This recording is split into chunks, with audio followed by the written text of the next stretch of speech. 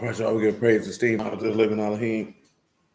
In the name of Yahushua HaMashiach this day, we pick it up in John chapter 5, verse 39. Search the scriptures, for in them you think you have eternal life, and there they will testify of me. And you will not come to me that you might have life. I receive not honor from men, but I know you, that you have not the love of Elohim in you. I come in my Abba's name, you receive me not. If another shall come in his own name, him you will receive. How can you believe which receive honor one from another, and not the honor that comes from Elohim only? Do not think that I will accuse you. The Abba, there is one that accused you, even Moses, to whom you trust. Had you believed Moses, you would have believed me, for he wrote me. But if you believe not his writings, praise be to Elohim in the name of Yahushua. Let's get on around here, 28 and 9. Isaiah 28 and 9. And let's continue from where we were on Wednesday. Shalom, man. Matter of fact, before I even read Isaiah 28 and 9, Hebrews chapter 6 and verse 1.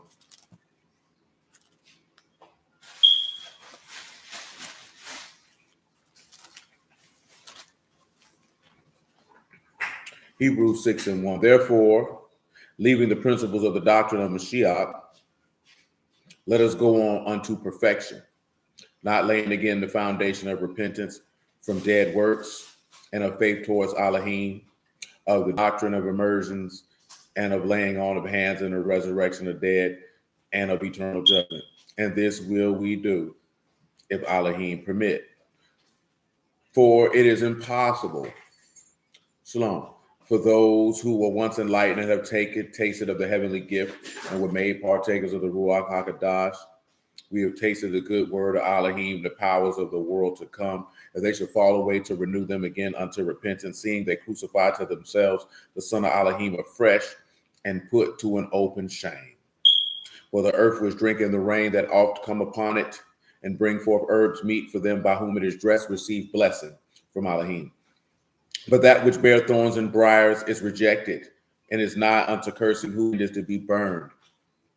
But beloved, we are persuaded better things of you, and the things that accompany salvation, though we thus speak. That's why we're dealing with milk and meat, because the things that pertain to salvation are the things that we speak. Let's come over here to Isaiah 28 and 9.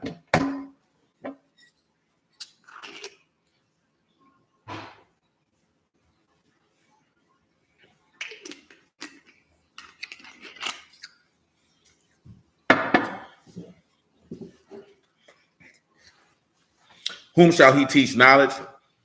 Whom shall he make to understand doctrine? Weaned from the milk, drawn from the breast. Precept upon precept, precept upon precept, line upon line, here a little, there a little. For with stammering lips and another tongue will he speak to this people, to whom he said, this, the rest, you may cause the weary to rest, and this the refreshing, yet you would not hear. But the word of Yahuwah was upon them, unto them, precept upon precept, precept upon precept, line upon line, here a little, there a little, that they might go broken and be ensnared and taken. That's a lot of things to take in right there. Who remembers what that word doctrine translates to? Share it in the chat if you would, please. Who remembers what that word doctrine translates to?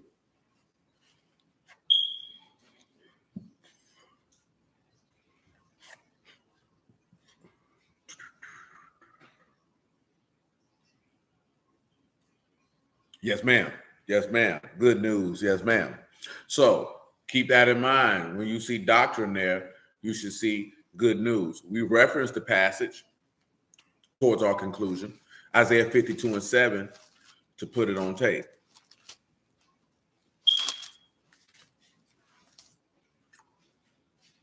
I'll give you verse 1 and run it all the way down. Isaiah 52 and 1.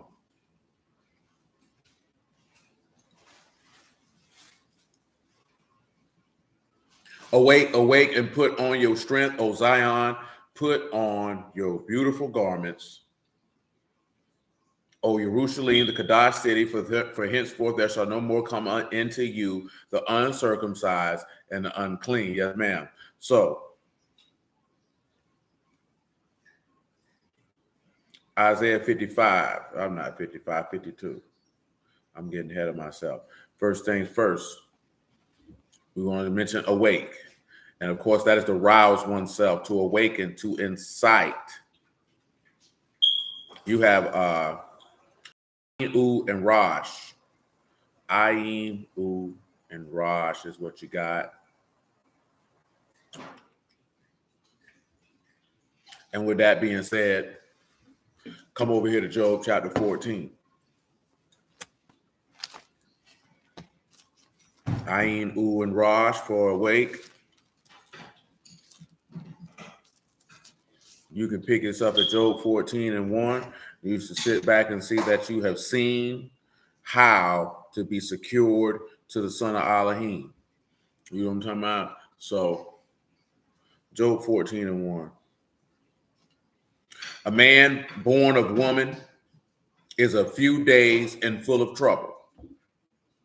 Now, you got to ask yourself, why does he say that you're a few days full of trouble? Trouble here is rogez, agitation, raging, trouble, trembling, turmoil, disquiet, trepidation. Why would you believe that man is full of trepidation, full of agitation, full of raging and turmoil and trembling? Why would he be full of those? What would be the cause of that? What is causing all of this?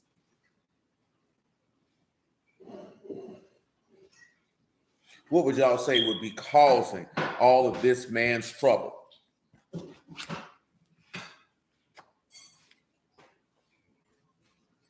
What's causing all this, Muffin?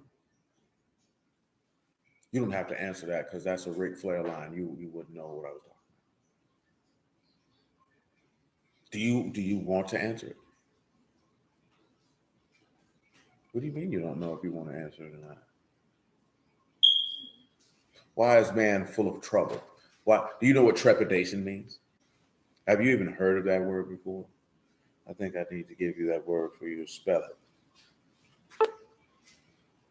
You got away kind of scot-free this week because of mobile.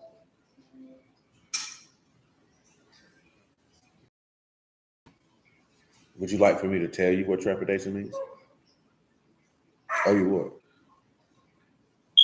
I don't know what that means. Oh, you would? A fear or agitation about something that may happen. Do you know what agitation means? Those are all words above your pay grade. What grade are you in, by the way? First.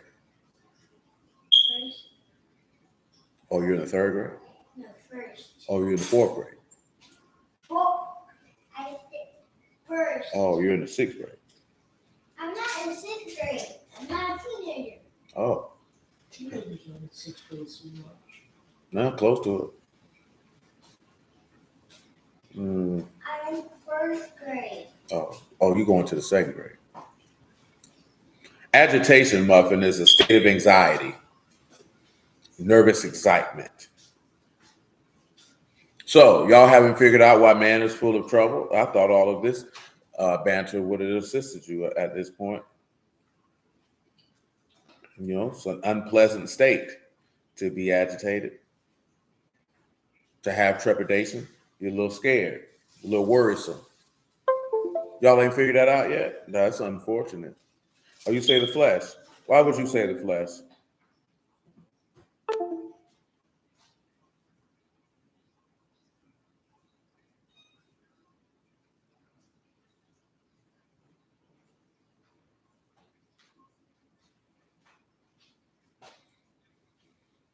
Oh, y'all ain't got nothing for me, huh? That is unfortunate. I got time, though.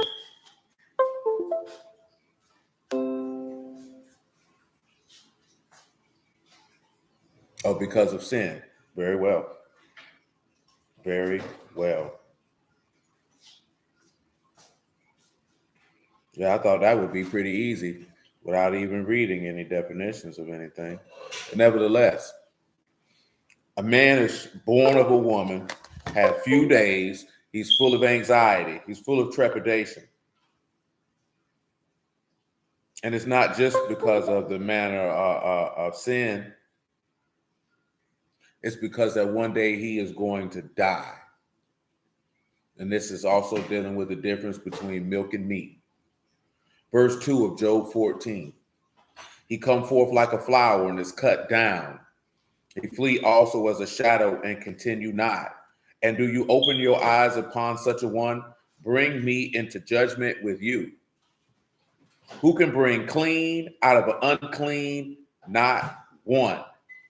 So when we're looking at this here, clean, of course, y'all know that's tahor, that's pure, that's clean. And then when you're looking at unclean, of course, you know that it's tameh, that is unclean. Remember what Yahushua said to his apostles, you are clean from the word that I have spoken unto you. See, all of us are in a perpetual state of uncleanliness. This what takes you back to why there was a doctrine of baptisms for repentance and then the baptism of the Ruach HaKodesh for the purpose of cleansing. So who was the one who could bring clean out of unclean? It's Yahuwah himself. I'm trying to think of something else that's something in my brain that I just had this conversation about the other day, and it escapes my mind, and it's starting to frustrate my thought process. Give me 1 second.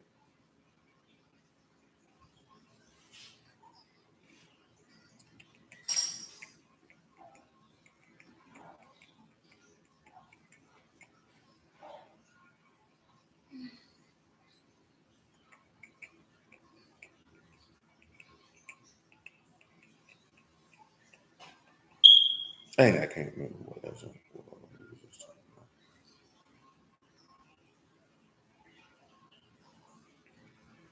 Y'all willing it'll come back to mind eventually. Job 14 and 3. 5, excuse me. Seeing his days are determined, the number of his months with you, you have appointed his bounds, he cannot pass. What simply does that mean? Yahuwah has set and appointed how long you're going to be under the sun. You're not going past the time that he has for you. And it's as simple as that. If you had wondered if there was a verse that spoke such, now you know. Determined is karatz, that is to decide. Yahuwah has already decided the number of your months. Months in this particular instance is Kadesh, other month, monthly, first day of the month, lunar month, whatever the case may be. You know, Kadesh is the word for months. He has decided how many months you're going to live. Asa is the word for appointed, and Abar is the word for pass. You are not passing over the amount of time that he has given you. And that's just simple as that. Verse 6. Turn from him that he may rest till he shall accomplish as a hireling his day. What do y'all think this means when he says as a hireling his day? He's saying that he may rest till he shall accomplish as a hireling his day. Hireling, for those of you who would like to know, is sakir, and that is a hired laborer. What do you think this could mean? Would anybody like to take a shot at that?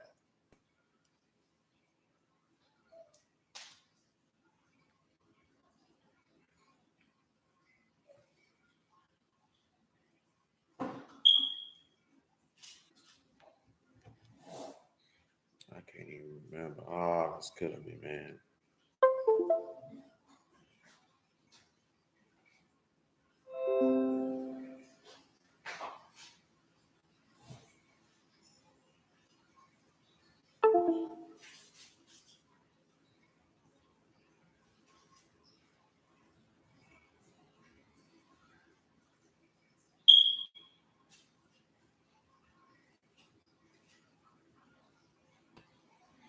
Oh, y'all ain't anybody got an answer for me on that?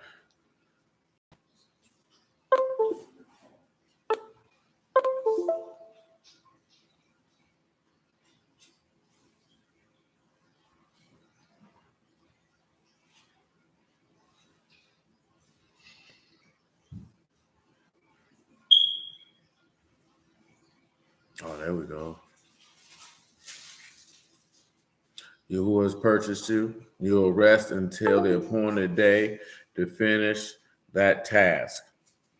I'll allow both of those.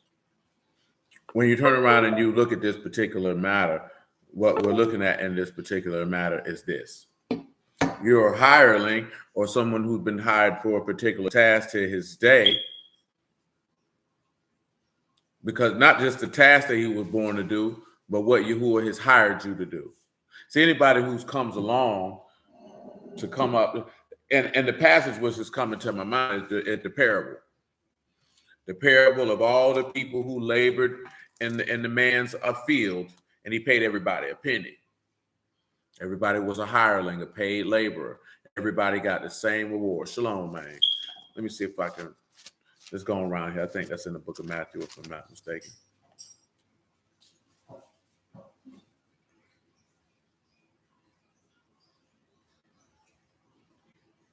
Matthew 20:1.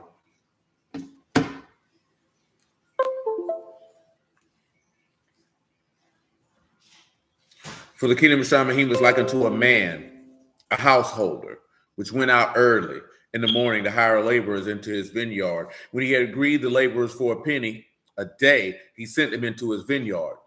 He went about the third hour, saw others standing idle in the marketplace, said unto them, go you also into the vineyard, whatsoever is right I will give you.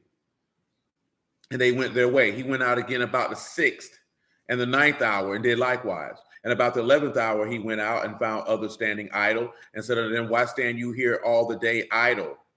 They say unto him, because no man have hired us. He said unto them, go you also in the vineyard, and whatsoever is right shall you receive. So when evening was come, the Lord of the vineyard said unto his steward, call laborers, give them hire, beginning from the last unto the first. And when they came, that about the 11th hour, they received every man a penny. When the first came, they supposed that they should receive more, and they likewise received every man a penny. And when they had received it, they murmured and against the goodman of the house, saying, the last have worked 1 hour, and you have made them equal unto us, which have borne the burden in the heat of the day. But he answered one of them and said, friend, I do you no wrong. Did you not agree with me for a penny? Take and go your way, and I will give unto this last even as unto you. It is not lawful for me. Is it not lawful for me to do what I will with my own? Is your eye evil because I am good? So the last shall be first, and the first shall be last. For many be called, but few chosen. If you read Hebrews, he makes a statement of that those who came before us were not made perfect without us. You understand? You have to understand something, right? Adam started in the heat of the day, from the beginning of the day, for that same penny that you get. And guess what? It's going to be some people come in after you who are going to work a less amount of time and get paid the same amount that you get paid.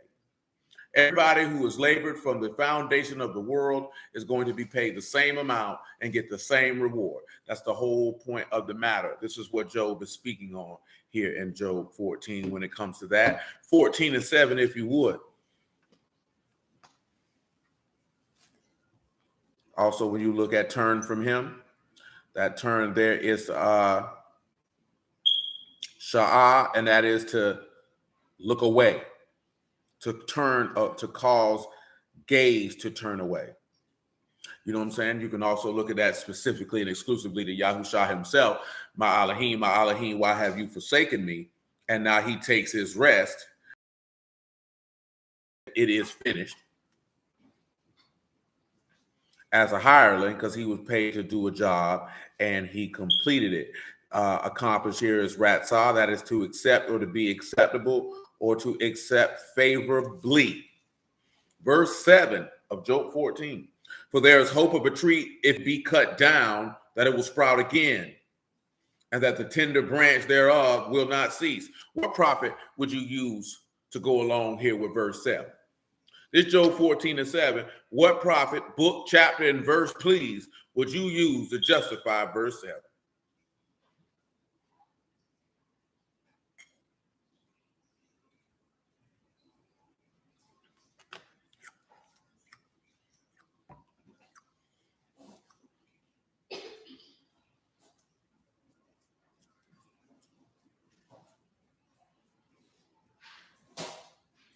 Pray the Lamb.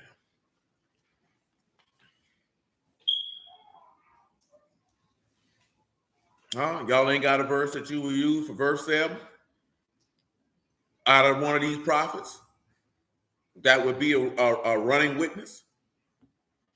I got time. You got time?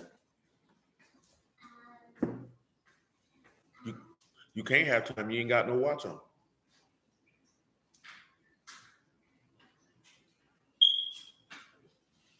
Very well, then. Let's go to Daniel chapter 4.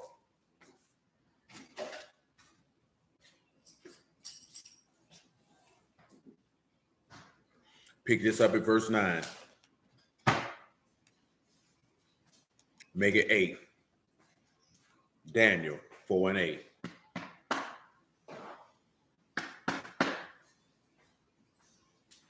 Oh, the Harlem boy on there. What's up, Harlem? 654. What that is? That for your block? That's your street? I ain't know the streets went that high. But you didn't have verse, though, sir. Daniel 4 encompasses a lot of things. Your answer is incomplete. You get an I on your test paper.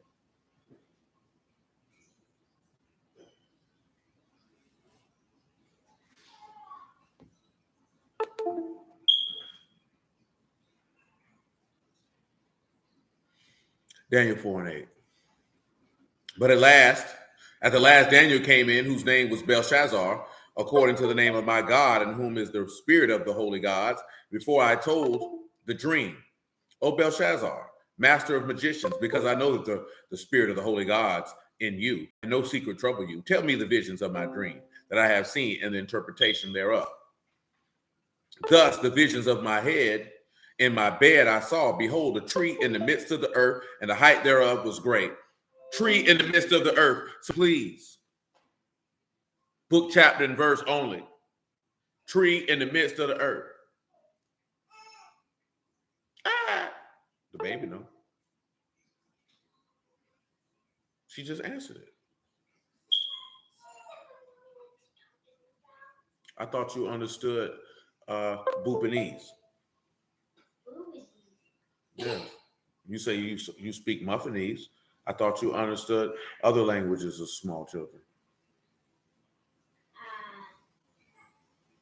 I do because my cousin speaks, but I don't know. Your cousins are you talking about?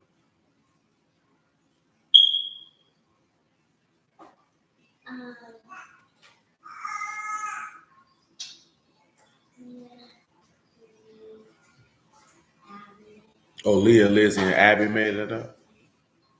Oh, so they gave you a language and you just speak it.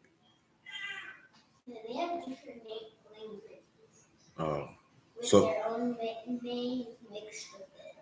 oh, so you didn't come up with your own language. I did. Muffinese is my own language. Genesis 2 and 9. Very well. She's a baby. She just makes sounds. Does she just make sounds? Yes. You just make sense.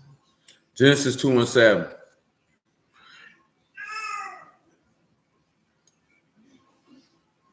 Yahuwah Elohim formed man, the dust of the ground, breathed into his nostrils the breath of life. Man became a living soul.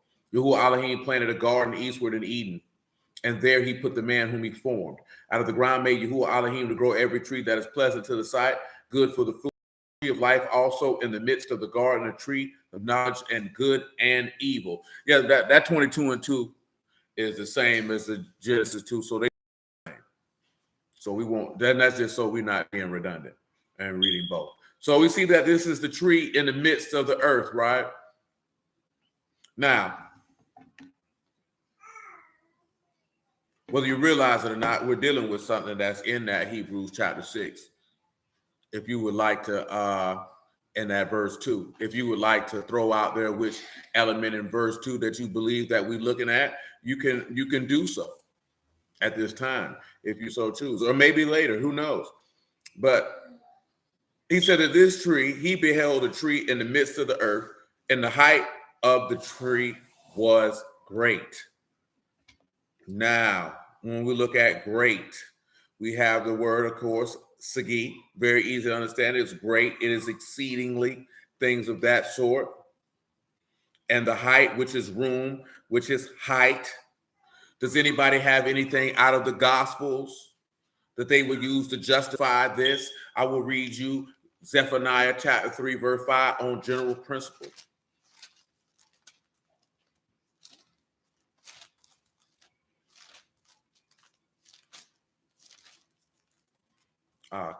You haven't had a chance to go to school and be fresh smelling, have you?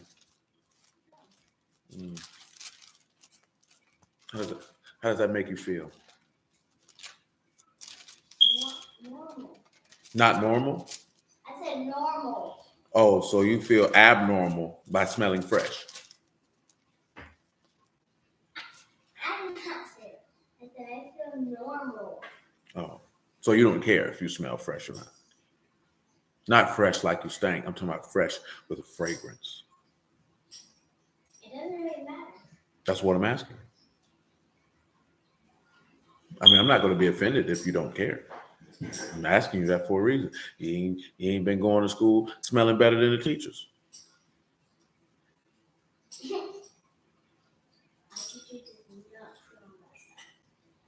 She just smells, huh? Not smells like bad, just smells. Smells like outside, smells like air. Who knows? Zephaniah 3 and 5. The just Yahuwah is in the midst thereof. He will do no iniquity. Every morning do he bring his judgment to light. He fail not, but the unjust know no shame. Now, of course, we're dealing with that because the just Yahuwah is in the midst. Let's take it a step further, and let's go to Matthew 27.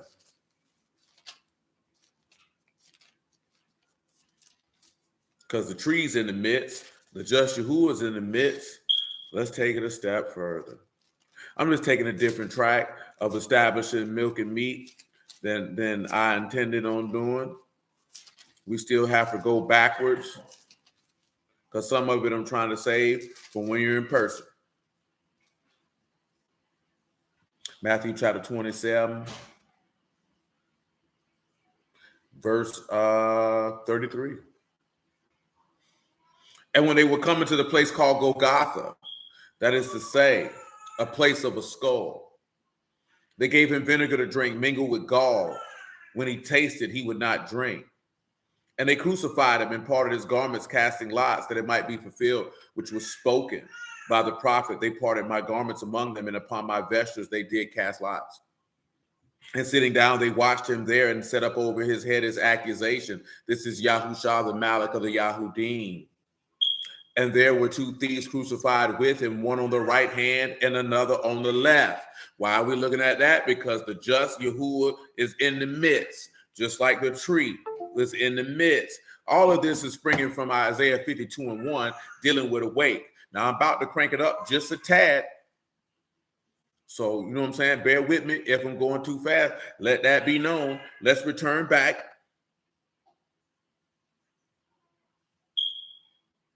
to verse 10. Oh, nobody gave me nothing out of for what they thought that were related to in the Gospels. I don't have time to wait. Come over here to what it is, Luke chapter 1, Isaiah. Yes, it is. Luke chapter 1, verse 30.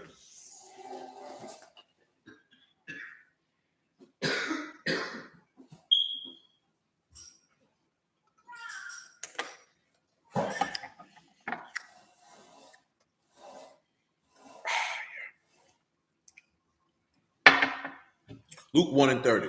And the Malachim said unto her, Fear not, Mary, for you have found favor with Elohim.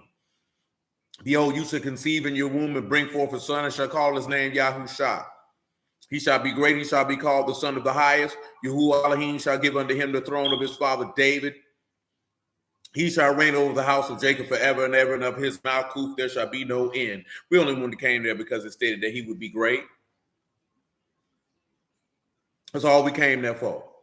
Let's come back to verse 10 of Daniel chapter 4, and that's to establish something. We might have to go back to something else in Luke just for the next part.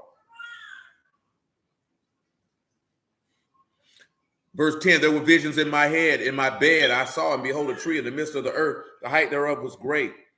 The tree grew and was strong until the height thereof reached unto Shamahim, and the sight thereof to the end of all the earth. Now, see, we could go through a lot of things, but we can't do that right now because we got to stay on task. One of the first things you can look at is when Yahushua was a young boy, 12 years old, and he continued to grow and wax strong in the Ruach of Elohim and in wisdom, and that would be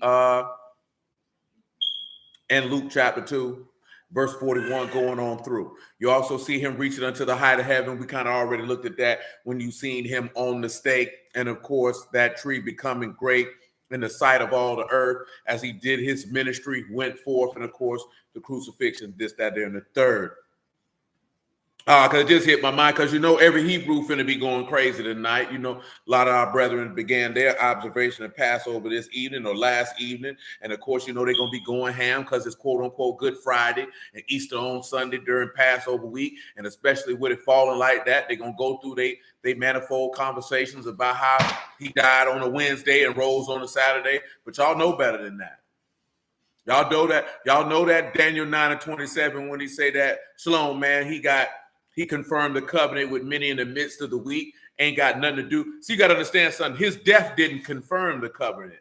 His resurrection did. You know what I'm talking about? You have to remember that. See, we right here in Daniel 9. And this is our only reference to that particular matter. And we're going to leave that with LA. Because I don't care nothing about nobody worshiping Ishtar. That's their business. I really personally don't care. You know what I'm talking about? Because these people going to worship their gods and their idols, and that's what they're going to do. Remember, confirm is gabar. That is to prevail, to have strength, to be strong, to make strong, to confirm a covenant. See, that covenant is not confirmed until Yahushua raises from the dead. See, the blood spills brings forth the covenant, but it's not confirmed until he resurrects from the dead. That's why I say in the midst of the week, in the midst of the feast. You know what I'm talking about? Ain't got nothing to do with him dying on no Wednesday and rising on no Sabbath. You know what I'm saying? They ain't got nothing to do with that. And of course, this is the one thing that Christians have correct, that he did get up on the first day of the week. They are not wrong in that regard. And for you gentlemen on here, tell me how they are not wrong. You know what I'm saying? Because Bruce said he got up on the Sabbath. Now, if you was to sit down with a gentleman and he say, I believe Yahushua rose on the Sabbath, what would you tell him to say that is not your point of view? Matter of fact, let me ask you this. How many of you actually think that he rose on the Sabbath? Let me ask you that. And again, we'll show you the difference between milk and meat. Oh, praise the Lord. Praise the Lord. You know what I'm saying? I thought you had done caught that one by now, my G.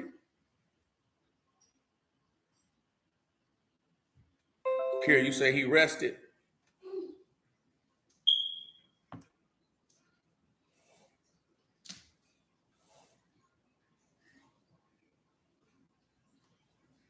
Yeah, man, a lot of people be forgetting that Passover is literally a week-long feast. You know what I'm saying? And him confirming that, you know what I'm saying? Him confirming that ain't got nothing to do with the day he died and when the day he rose. You say John 20. See, and you know, I thought that was the track that some of you would take. See, that's not the track y'all want to take. Because, see, they'll have arguments for that. And I don't blame y'all for that. You know what I'm saying? Because my mind operates differently. You know what I'm talking about? And there it is. Because I was trying to see how many of you would remember that. You know what I'm talking about? What Will just put on there. I was just trying to see how many of y'all remember that. At least you done slid the same thing in there because y'all done heard it before. You know what I'm saying? That's why I asked all that. Because, see, I knew some of you would take remember, we're not looking for the easy. When I say the easy, because the John 20, the Mark 16, the things using out the Gospels, these boys got arguments for that. But let me just do this one here, because let me hit the John 5, right? I didn't want to see if y'all remember. It's been a while. That's why I asked this stuff. See, again, we talking about eternal judgment right here. So this is meat. This is not milk. what we were about to discuss. This is not milk. This is not laying down a foundation from repentance of dead works and faith towards Elohim.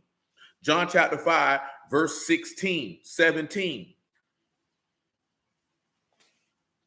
Not Genesis 1, Nisha. You just need to come one over. But if we did want to use Genesis 1, we could. You know what I'm talking about? It's definitely not a wrong answer. Just like the Luke 24, the Mark 16, the John 20, the Matthew 28. None of those are wrong either. But you won't concretely be able to lay the foundation of your point to where a gainsayer would not be able to resist. Or if they did, it would be just to the detriment of their own salvation.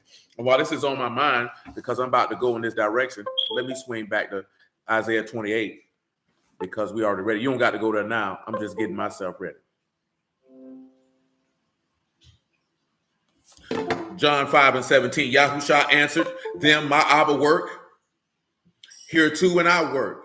Therefore the Yahudim sought to kill him, because he not only had broken Shabbat, but also said that Elohim was his Abba, making himself equal with Elohim. Then answered Yahushua and said unto them, truly, truly, I say unto you, the Son can do nothing of himself, but what do you see Abba do? For what things soever he do, these also do the Son likewise. So that's where we at with that, right? Come back to Isaiah 28.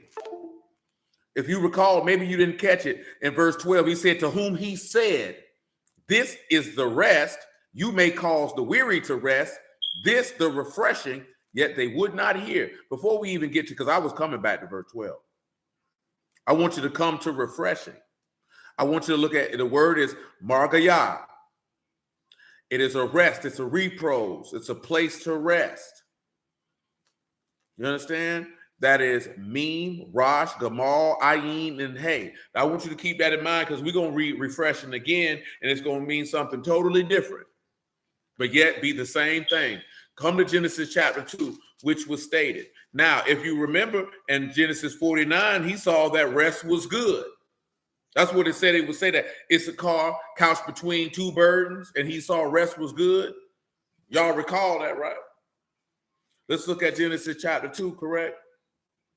Let's look at verse 2.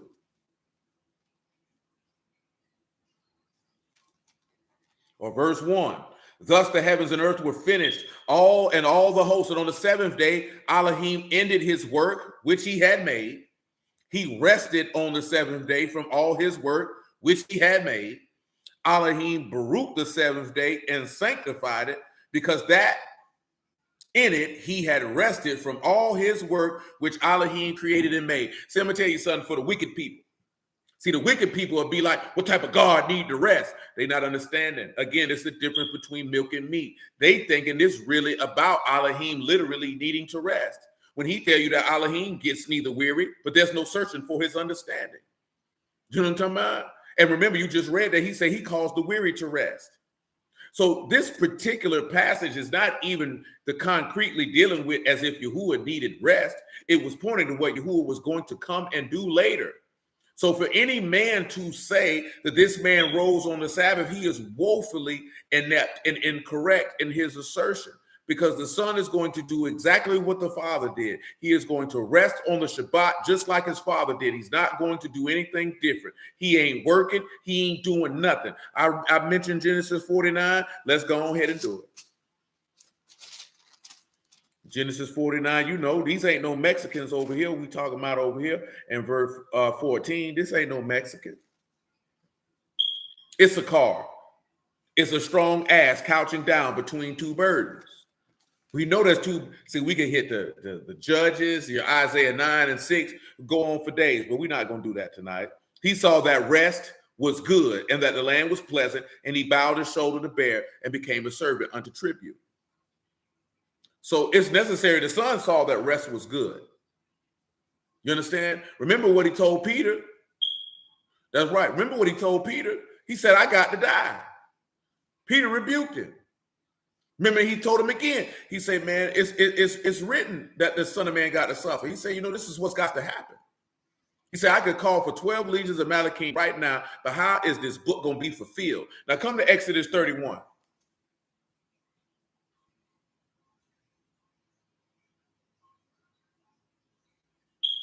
You want 31 and 12. Exodus 31 and 12. Yahuwah spake unto Moses, saying, speak also unto the sons of Yasharal, saying, truly my Shabbat you shall keep.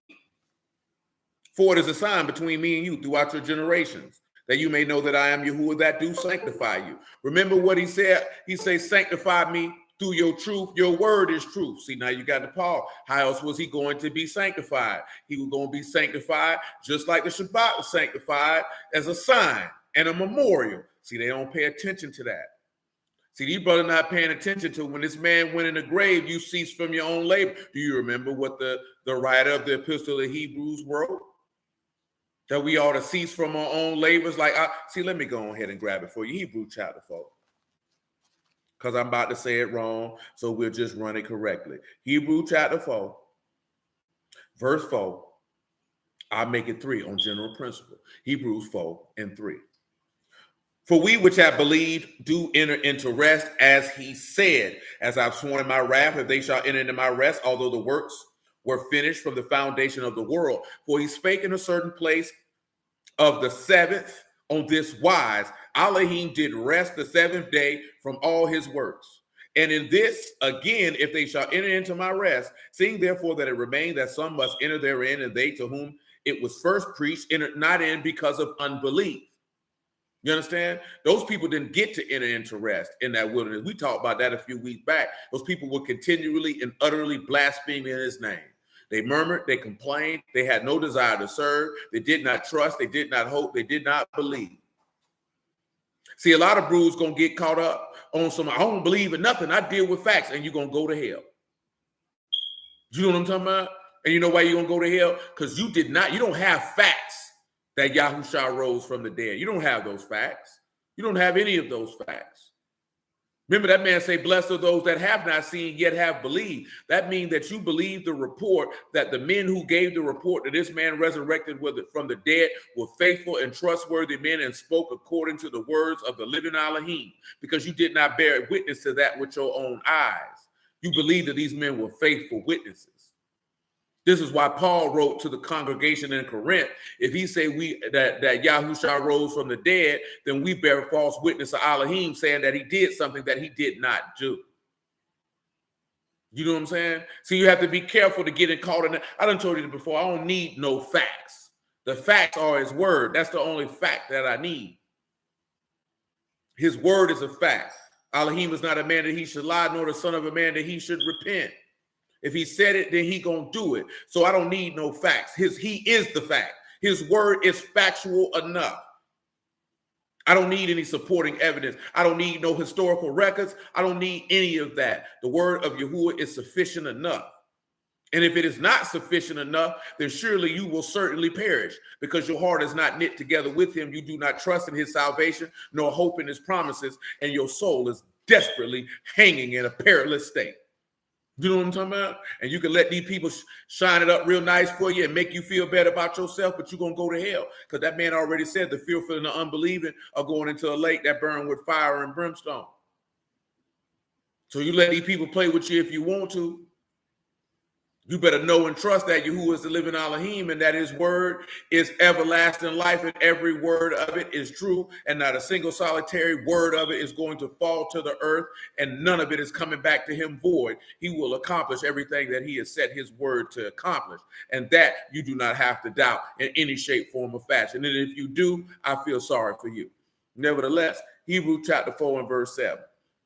And again, he limited a certain day, and David saying, today, after so long a time, as it is said, today, if you will hear his voice, harden not your hearts.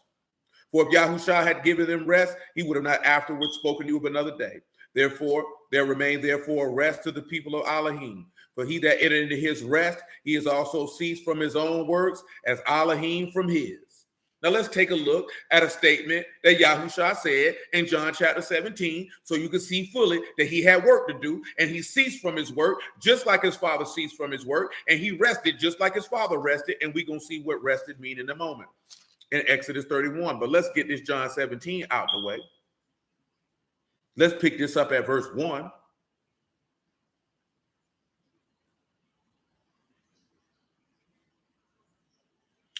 These words spake Yahusha and lifted up his eyes to Shamahim and said, Abba, the hour is come, esteem your son, that your son also may esteem you, as you've given him power over all flesh, that he should give eternal life to as many as you have given him. And this is life eternal, that they might know you, the only true Elohim, Yahusha HaMashiach, whom you have sent. I have esteemed you on the earth.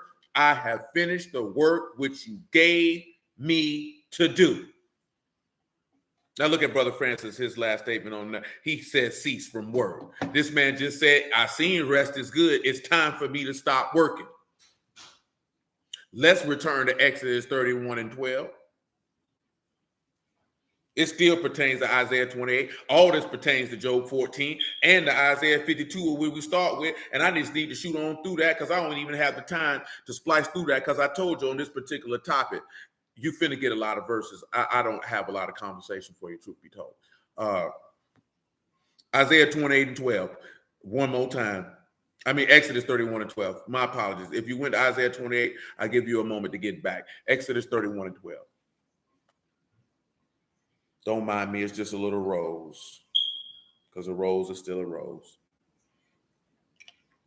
But baby girl, you're still a flower. Exodus 31 and 12. Yahuwah spake unto Moses, saying, speak you also unto the sons of Yasharal, saying, truly my Shabbat you shall keep, for a sign between me and you throughout your generations, that you may know that I, Yahuwah, do sanctify you. You shall keep the Shabbat, therefore, for it is Kadash unto you. Everyone that defileth shall surely be put to death. But whosoever do any work therein, that soul shall be cut off from among his people. Just let me understand something, right? We talked about this a long, long time ago. A lot of brews are running this here. See, if you work on the Sabbath, you good. It's a lot of brews who don't work on the Sabbath and they still work on the Sabbath. And if you understand what I'm saying, then you understand what I'm saying. And they done defile the Sabbath and they going to hell. Do you know what I'm talking about? It's a lot of brews still work on the Sabbath. Still work on it. Do you know what I'm talking about? Because that man told you, all you that are heavy laden, come unto me, and I'll give you rest. So you like just what you just read in Hebrews 4, from ceasing from doing your own works, or even how it states in 2 Corinthians chapter 5, that we have all determined, judged, that if one died, then we're all dead, and we should live no longer for ourselves, but him who died and rose again for us. So if you claim that you in Mashiach and you're living for yourself, you're going to hell because you're working on the Sabbath. Oh, they don't want to hear that. Oh, it's a lot of people that don't want to hear that.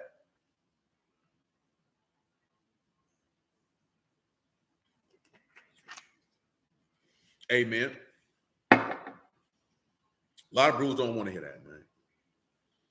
They don't want to hear that, man. Boy, you're going to hell, boy. You've been defiling that man's Sabbath because you've been claiming his name and you still been working.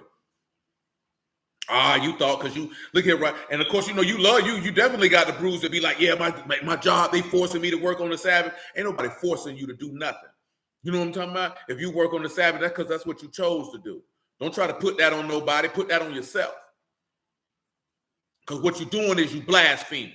You know what I'm talking about? And let that be known. You know what I'm talking about? That man said he showed mercy to thousands of them that love him and keep his commandments and hold fast to his covenant. What type of father you think this man is? What type of husband would you take him for? That if you made a sacrifice to hold fast to his instruction, that he would make sure you were maintained. You coward, lying bastard. That's what you is. You not a man. You a coward. You scared of your wife. That's why you don't want to come back and say, baby, they fired me because I kept the Sabbath. You coward. That's what you is. You know what I'm talking about? Oh, it's lawful to do good. Who gonna help me take care of these children? That's whole nigga talk. Don't no man talk like that. Especially not no man who say he trusts in Yahuwah. That man say he ain't never seen the righteous forsake. What type of Elohim would you take him for that you took a stand for his word and he'll let you starve to death and get put out on the street? You a blasphemer. You know what I'm talking about? And if any of y'all hear some brews talking like that, you need to look him in the face and say, man, stop blaspheming. Because now you're saying Yahuwah is not a keeper of his word, and he's not a protector of all those who guard his instructions. Stop blaspheming, boy. You're putting your soul in danger. You're putting your soul in danger, not because you done blasphemed the Ruach. You're putting your soul in danger because you're calling that man a liar, and he very well may cut you off for that, and you calling him a liar to his face. You think Yahuwah would take kindly for you looking him in his eyes and saying he a liar? You know what I'm talking about? And you how to use his word as an excuse? That's right. Don't do that. That ain't right. Man, Yahuwah faithful, man. He ain't going to do you like that. You just got to stand firm. Man, a lot of brew don't even, but sometimes you just got to work on the Sabbath to you who will give you a better job. That ain't you who will giving you no better job, fool. You supposed to stood for him before the better job came. How that sound? Oh, I'm going to worship the beast till Yahushua come save us. That's how you sound, dummy. You know what I'm talking about? That don't even make no sense. Well, Yahushua stood, boy. The man stood. You got to do the same thing. You believe the promise or you don't. That's what it boiled down to. What you willing to do to hold fast to the promise. That'd be like them three young men bowing down to Nebuchadnezzar's statue. You know what I'm talking about? Them boys say, we careful to answer you in this matter, whether he saved us or not. You know what I'm talking about? Let it be known, I can't do this here. I'm not doing this right here. I ain't doing it. Nigga crazy is all out, dog, man. See, when you see that soul to be cut off, that's reprobate. You know what I'm talking about? That's reprobate. You get cut off, you get turned reprobate. 31 and 14, I believe. I read it already, 31 and 15. 6 days may work be done, but in the seventh, the Shabbat of rest, Kadash to Yahuwah. Whosoever do work in the Shabbat, he shall surely be put to death. Wherefore the sons of Yasharah shall keep Shabbat, to observe Shabbat throughout the generations, a perpetual covenant. It is a sign between me and the sons of Yasharah forever. For 6 days Yahuwah made Shamahim and the rats, and on the seventh day he rested and was refreshed. And that's what we came here for. Rested. Because remember, all this coming from Isaiah 52. Awake. Awake. Refreshed. Nafash, noon, pay, shan, refreshed in regards to being breathed upon, to refresh oneself, to take breath. Y'all know what that is. That's resurrection of the dead. You see the noon, the pay, and the shan, you've been paired to the words of everlasting life. What you think rose this man from the dead? See, that's how you know. Why would this man get up on the Shabbat? He need to get breath. He can't get up on, he's not finna do that. His father did not do that. Remember what he said? Matter of fact, let's back it up to Genesis. I think I read it, but if I didn't, I'll reread it again. This page kind of, there it is. It says, I did read it. He said, thus they were finished. Y'all know what Yahushua said on the tree. It's what? It's finished. And then he bowed his head because he saw rest was good. He going to cease from his labor like his father did from his. You just seen, I finished the work which you gave me to do. I've completed the work. It's time for me to rest from my labors. So what is he getting up on the Sabbath for? He's not doing that. That is insane. That is insane. But see, brews get like that because they so intent on proving Christians wrong. And everything that they got ain't necessarily wrong. The man got up on the first day of the week and began to work. Started to work all over again. He ain't working on no Sabbath. That doesn't make any sense. His father didn't work on the Sabbath. Why would the son?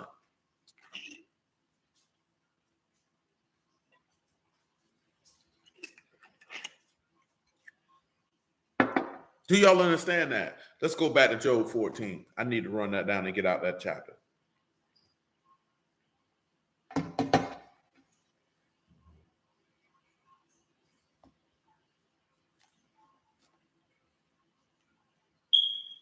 Oh, shoot. We need Daniel 4. Let me finish Daniel 4. I almost forgot about that. 4 and 11. The tree grew and was strong. The height thereof reached unto Shamahim, the sight thereof to all the end of the earth. The leaves thereof fair, the fruit thereof much. And it was meat for all. That's where your Revelation 22 and 2 come in. That's where your Ezekiel 47 come in. The beasts of the field had shadow under it, and the fowls of Shamahim dwelt in the boughs thereof, and all flesh was fed of it. That's when your Ezekiel 31 come in. I saw the visions of my head upon my bed, and behold, a watcher, a Kadash one, came from Shamahim. He cried aloud and said thus, hew down the tree, cut off his branches, shake off his leaves, scatter his fruit, let the beasts get away from under it, and the fowls his branches. This is another passage to show you how the apostles would scatter from him, smite the shepherd, and the sheep shall flee. Nevertheless, leave the stump of his root in the earth, even with a band of iron and brass and the tender grass of the field. Let it be wet with the dew of Shamahim, and let his portion be with the beasts in the grass thereof. So, of course, you see leaving the stump. You drop down a little bit more. About verse 23. See, now it's going to take me down another road, and we don't even want to go down that road because that's going to be, we'll be here all night and not even get to the point. So when you see that with the root being left in the earth or the stump being left in the earth, that's Yahushua. He's the stump or the root of the tree. And of course, if you read another, tree began to regrow, just like he began to become new. Went in the son of Adam, came out the son of Elohim, and began to regrow with tender branches and fruit that was meat for all, that everyone could lodge underneath it. Let's return to Job 14. What did that point us to? Resurrection of the dead. In Job 14, we're in verse 6.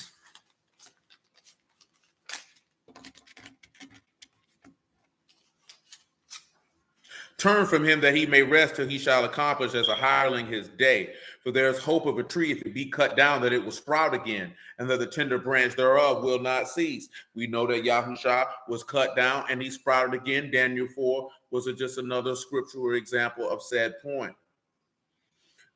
Though the root thereof wax old in the earth, and the stock thereof die in the ground, through the scent of water it will bud, and it will bring forth boughs like a plant. Notice that it said through the scent of water. Of course, you have this here, scent is rod, that is an odor of soothing or a sacrifice to Elohim. And of course, you know that's Ma'im. You know this man sacrificed, the blood and the water came up out of that, and that's what rose him from the dead. Look at the next statement that is made. But man die and waste away, yea, man give up the ghost, where is he? As the waters fail from the sea and the flood decay and dry up, so man lie down and rise not till the heavens be no more. They shall not awake nor be raised out of their sleep. Oh, that you would hide me in the grave, that you would keep me secret until your wrath be past, that you would appoint me a set time and remember me. If a man die, shall he live all the days of my appointed time till I wait till my change come. Now that's very apparent what you're hearing. But you hearing that the dead of Mashiach shall rise first, and that in a twinkling of an eye we shall be changed. That's what you're hearing. Look at verse 15. Then you shall call, and I will answer you, and you shall have a desire to the work of your hands, just like he called Lazarus, and Lazarus answered. So we're coming through all that from Isaiah 52, because one of the things that we've seen in what it is, in Hebrews 6, is that when we're going on to perfection, you're dealing with it, because this is eternal judgment and the resurrection of the dead. You understand? That's a part of that. Oh, that's a part of that. Because y'all willing, what we want to deal with is Yahushua dropping meat on the people. And when we say meat on the people, very rarely did Mashiach give meat to the masses. He gave the meat to his apostles and gave milk to the people. And there was a reason for that. You know what I'm talking about? There was a reason for that. Why would he give meat to people who ain't with him every day, getting taught by him? And people not, that's why a lot of stuff that he said to the people they did not understand. You know what I'm talking about? Even when you're dealing with the parable of when we read the other day, when he said, oh, you without understanding also. When he was talking about it's not, it would go into a man that defile him, but what come out, that would mean he would drop it on them, because he was talking about judgment. And his apostles didn't even understand. And that's something that in this day and time we overlook, because we thinking that all these people were so spiritually advanced, and all these people didn't understand what this man was talking about. They had no idea. Come on, man, you got to remember that when he told Nicodemus, man, you got to be born again. He said, man, you can go. How can a man go back in his mother's womb? He said, you a master in Yeshua. You don't know this? That's what he told the man. He didn't say, oh, brother, let me break it down for you. He said, how you a scribe, a teacher, a ruler amongst this people, and you don't know what I'm talking about? Because that was me he gave that man. That man had no idea what he was talking about. That man was a baby. Y'all, and I don't think we really, you know why we don't realize that? Because most of us don't believe that we were or are babies in the word right now. You think because you done heard a couple verses and found out you were Israelite and this, that, there, and the third, that you full age. And all it takes is a little bit of time and you find out that you're not. You know what I'm talking about? It took you a long time to get to become this is something I done told y'all before, right? I just heard a dude say this the other day. Of course, Darius and them know dealing with Judah, like Judah don't believe that a man should even think about having a child in America till he's about 35 to 40 years old. You know what I'm saying? And there's a reason for that. Well, another dude say about between 45 and 60. But there's a reason why men say that.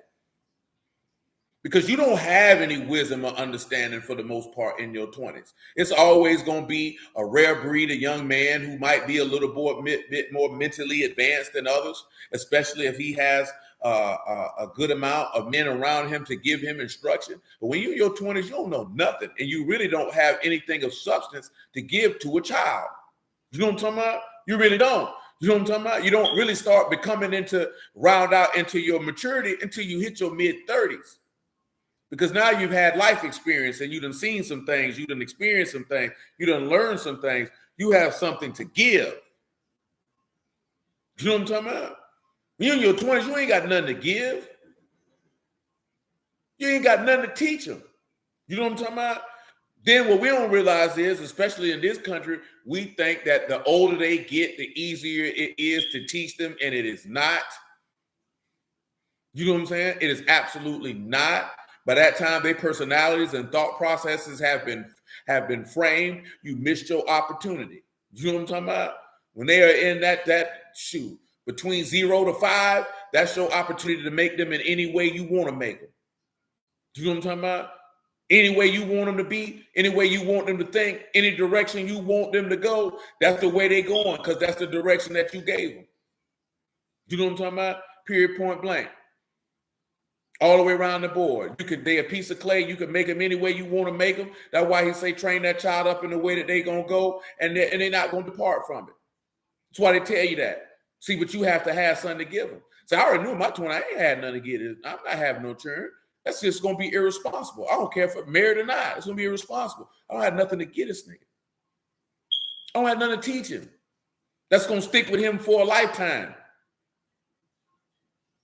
I done told you that before, man. There's things that I've been taught that are still with me to this day, 20, 30 years after they were spoken. You know what I'm saying? It's akin to how the word of Yahuwah continues on from generation to generation, because he say, teach it to your sons' sons and your sons' sons. That's what it's akin to. When you have wisdom, your wisdom continues on long after you gone. You know what I'm talking about? So you want to have a similitude of Yahuwah in that regard, and you have to actually build yourself in the son to have son to get that child, man. You know what I'm talking about? God, I told you we live in a different time than how men were in times gone past. They didn't care about doing all this stuff that we're told to care about to do now. The men's full job and duty and care and concern was to prepare this young man for adulthood and to continue down the lineage of the family of which he came, and to impart all family wisdom, knowledge, and cultural impact unto this young man. That's the only thing they cared about. They didn't care about being lovey-dovey with this nigga. They didn't care about giving him a hug. They sure didn't care about hanging out with him. They didn't care about any of that. That's why you can read that Proverbs 4 when he says, son, hear my instruction and hearken to the teachings of your father. Because they did different. It was different. You know what I'm saying? See, now we got a bunch of kids. They be crying and whatnot, talking about they ain't get this and they ain't get that from their parents. You know what I'm talking about? Because you emotional. You caught up in your feelings and this, that, and the third. That was your mama job to nurture you. That's not your daddy job. You know what I'm talking about? That's not his job. But it's a different time. So, you know, you want to be able to still hold fast to what a man's supposed to do, but also move accordingly in contemporary times to be effective to your offspring. Because that just is what it is. We don't live in those times anymore. So moving in that fashion, shalom, man, might not necessarily be the most effective way to go. But you're going to have to learn how to balance the two. But I definitely agree with that wholeheartedly. That shoot, if possible. I mean, because it's not as negative for a man to wait to get married and have children. You know what I'm saying? But that's because niggas be scared they're going to die. You know what I'm talking about? Or I don't want to be with no small kids and I be old. I'd rather have a shorter period of time with a child and give them a maximum amount of instruction to have a long period of time with them and give them absolutely nothing. You know what I'm saying? And I felt like that before the word, man. That's why I went out of my way not to have any children. You know what I'm talking about? We don't need the rest of this here, man. Come to Isaiah 52.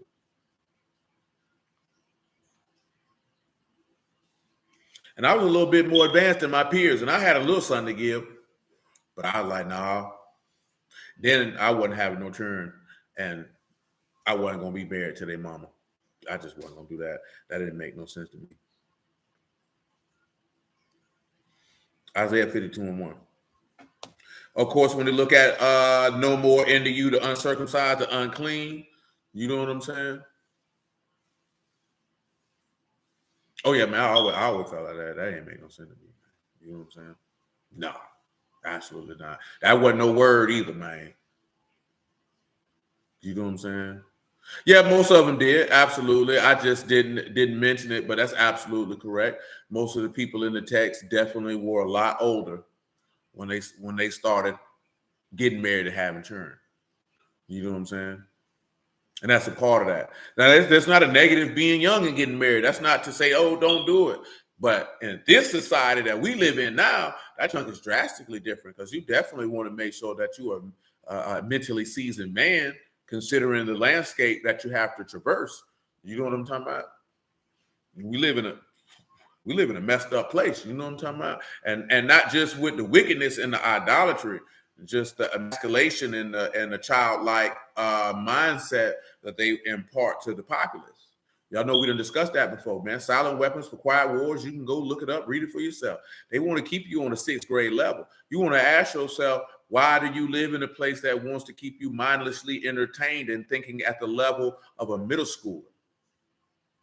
Do you know what I'm saying? They don't, especially young men. They don't want young men to be quick. That's why they coming at this here. You know, the men ain't going to college. Women most educated and make it seem like women are smarter and making moves is because men don't want to waste their time going to college for no reason at all. They go get them a trade and begin to earn. Yes, these women may go to college, but they usually going to have more debt in comparison to him. Because he's going to go get him a trade and he's going to go earn. He's going to go do something that can cause him to produce. You know what I'm saying? That's the difference between a man and a woman. You know what I'm saying? That's the difference between a man who is driven and obsessed with production versus a man who isn't, or a woman. You know what I'm saying? Because a woman, I don't tell you before, a woman don't want to keep grinding and going till she's 70, 75 years old. That don't do it for her. A man who does that, he going to keep on doing that. You know what I'm saying? He going to keep on doing it. It's not about the money. It's not about success. That's just a man if he's driven in that fashion. No, they want you to have you think you got your feet up, kicked up, just that, there, and the third. But when you go look at men who are high achievers across the landscape of this particular country and a multitude of different industries, they don't do that. Come on, man. This nigga Bill Belichick, damn near 70 years old, man. Do you understand football coaches work 20-hour days? Do you know how insane that is to be working 20-hour days at his age? Do you know what I'm talking about? I mean, you have to be driven to do that. That's not about no money. You're not doing, money is not the motivation for you doing that at that age because you already got money. I could just be sitting somewhere doing nothing. You know what I'm saying? And I'm mentioning that because we live in a society that wants to water men down to where they don't have that hunger and desire to labor by the sweat of their brow to the day that they expire, irregardless of how much money they have or don't have. Because for a lot of men, it's not about the money.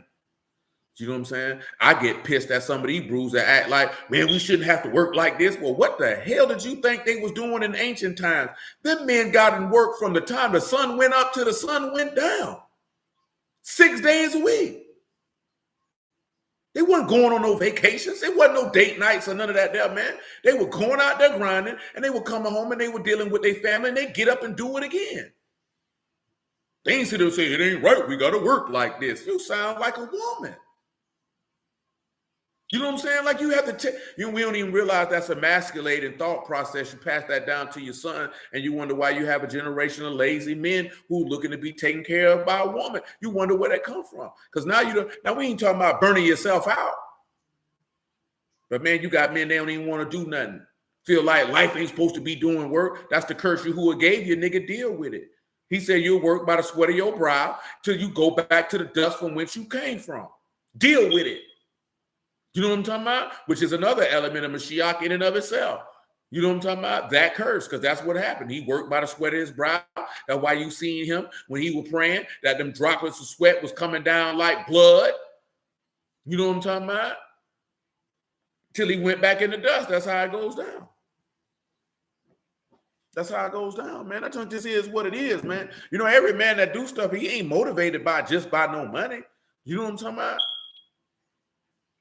It's the need to want to do something. You have to question the man who you hear talking like that. Man, we shouldn't have to work like this. You have to question a man like that. That's a man who very well might bail out on his family. You know what I'm talking about? Bail out on his offspring.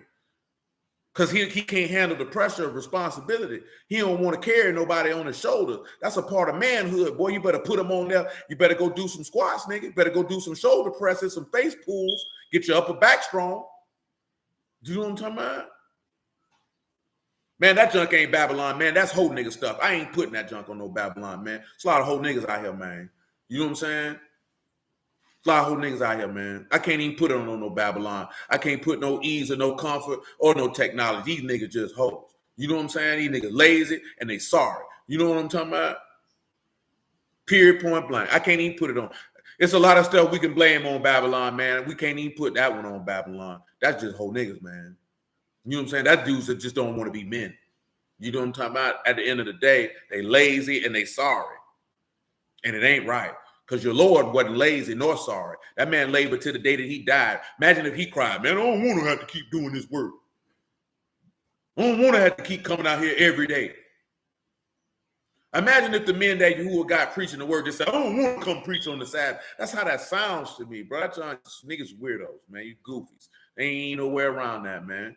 Talking about life's supposed to be enjoyed. You sound like a woman. That's what women and children want to do, play and explore. You know what I'm saying? If a man's exploring, he's exploring for the purpose of overcoming that domain and conquering it and using it for the benefit that Yahuwah has given him for. Because he said he gave man dominion over the earth. You ain't got to like that people conquer, but that junk just is what it is. You know what I'm talking about? If you get conquered, it's because Yahuwah wanted you to be conquered. Can't nobody be conquered if Yahuwah don't allow it. Let that be known. You know what I'm talking about? So if a man want to explore and he ain't exploring for the purpose of enlarging his borders, you just want to see. Nigga, how the hell you sound? Nigga, why all a bunch of grown men just want to play all the time? That's all these niggas want to do is play. Come on, man. You got some of the wealthiest people on earth, regardless of how you feel about them, and they don't sit around and play like this. These people got more money than every one of us on this stream put together. Times 5. You know what I'm talking about? And these people ain't sitting around playing. Don't have it. These men take a vacation, get right back to it. You ain't even realize it. Yahushua took his 3-day rest, rose from the dead, got right back to it. I ain't got time for that. It's work that needs to be done. You got to question a man that don't want to do nothing, that cry about doing what Yahuwah has purposed him to do. That man told you you have labor under the sun, and the benefits you get from your labor under the sun, rejoice in it, because that's the portion that Elohim has gave. And these niggas ain't rejoicing. What's wrong with them? But let me digress. We in Isaiah 52:2, man. I need to get to my main point this evening. Shake yourself from the dust, arise, sit down, O Jerusalem. O loose yourself from the bands of your necks, O captive daughter of Zion. Because he say, he that commits sin is the servant of sin. And if the Son shall set you free, you shall be free indeed. You know what I'm talking about? Shoot, I feel you, man.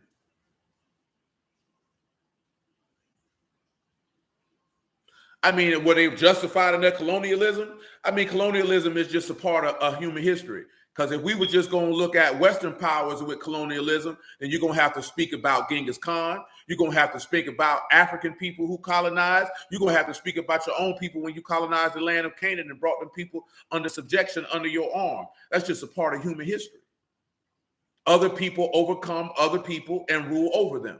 You know what I'm saying? We may not like it. It's just for me. Let me just speak for me.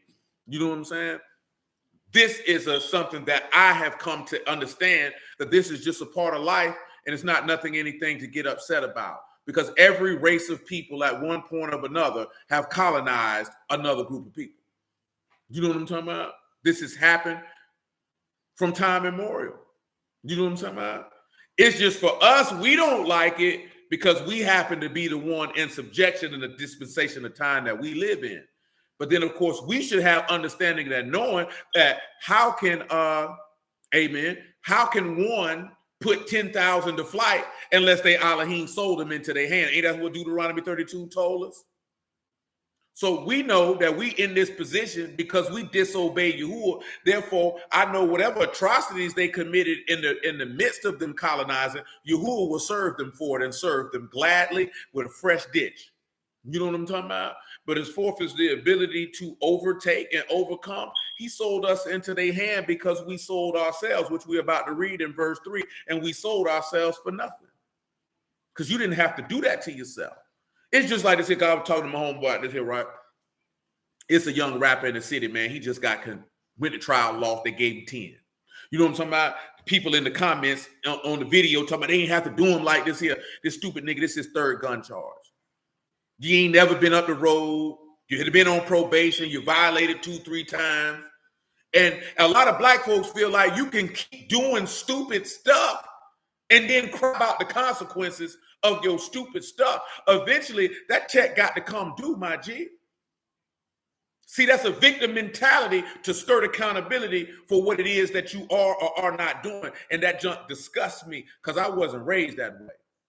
You know what I'm talking about? I was told you have to accept the consequences of your actions. So when I turn around and I read this word, this man say, since you want to serve gods in your own land, you're going to serve another God in the land that's not yours.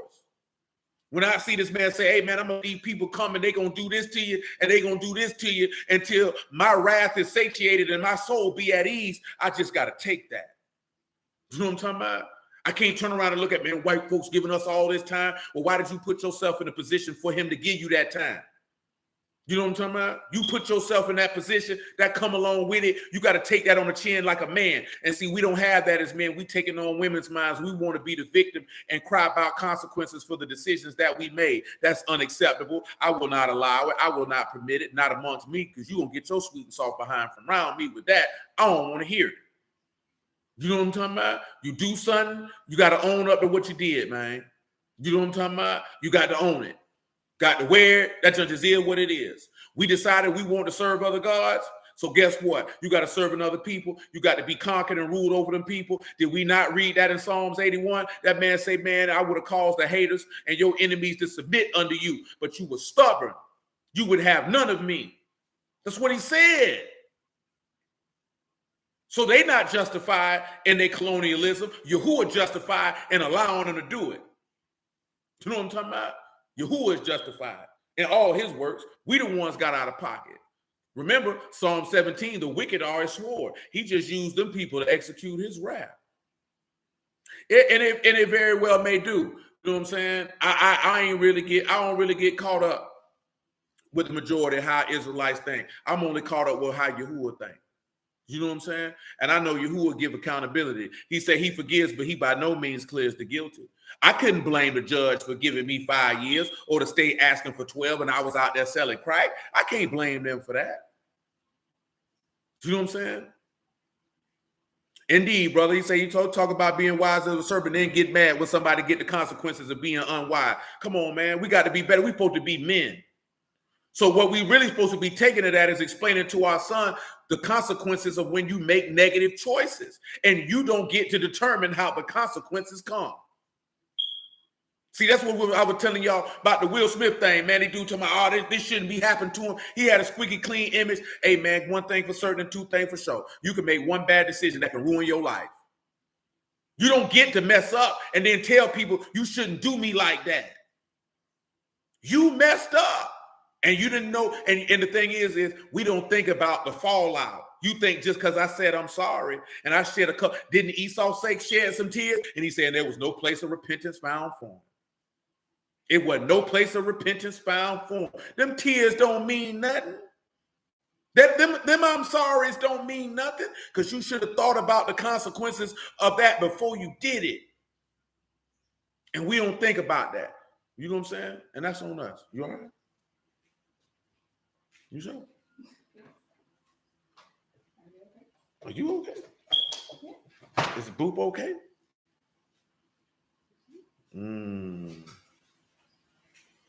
Like I said, that's how I was raised, man.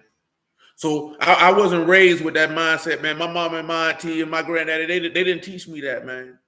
Shoot, my daddy ain't telling me that, man. They say, man, you do something, you got to accept the consequences of your actions. You got to take responsibility for it. That's how I was raised. I don't know no other way. I wasn't taught nothing different. I can't play the victim. I don't know how to do it. I wasn't given that information. That wasn't downloaded, man, into my mind. I wasn't taught that. I never heard that a day in my childhood, man. You know what I'm saying? So I do something. Hey, this what come along with it. That's why I never cried or complained a single solitary day I was in jail. I never said, oh, well, ain't nobody coming to see me. Ain't nobody writing me. Because ain't nobody got to do nothing. You know what I'm talking about? Ain't nobody got to do nothing. If they do, it's because they chose to do it. They didn't come in here with me. They weren't out there with me. You know what I'm talking about?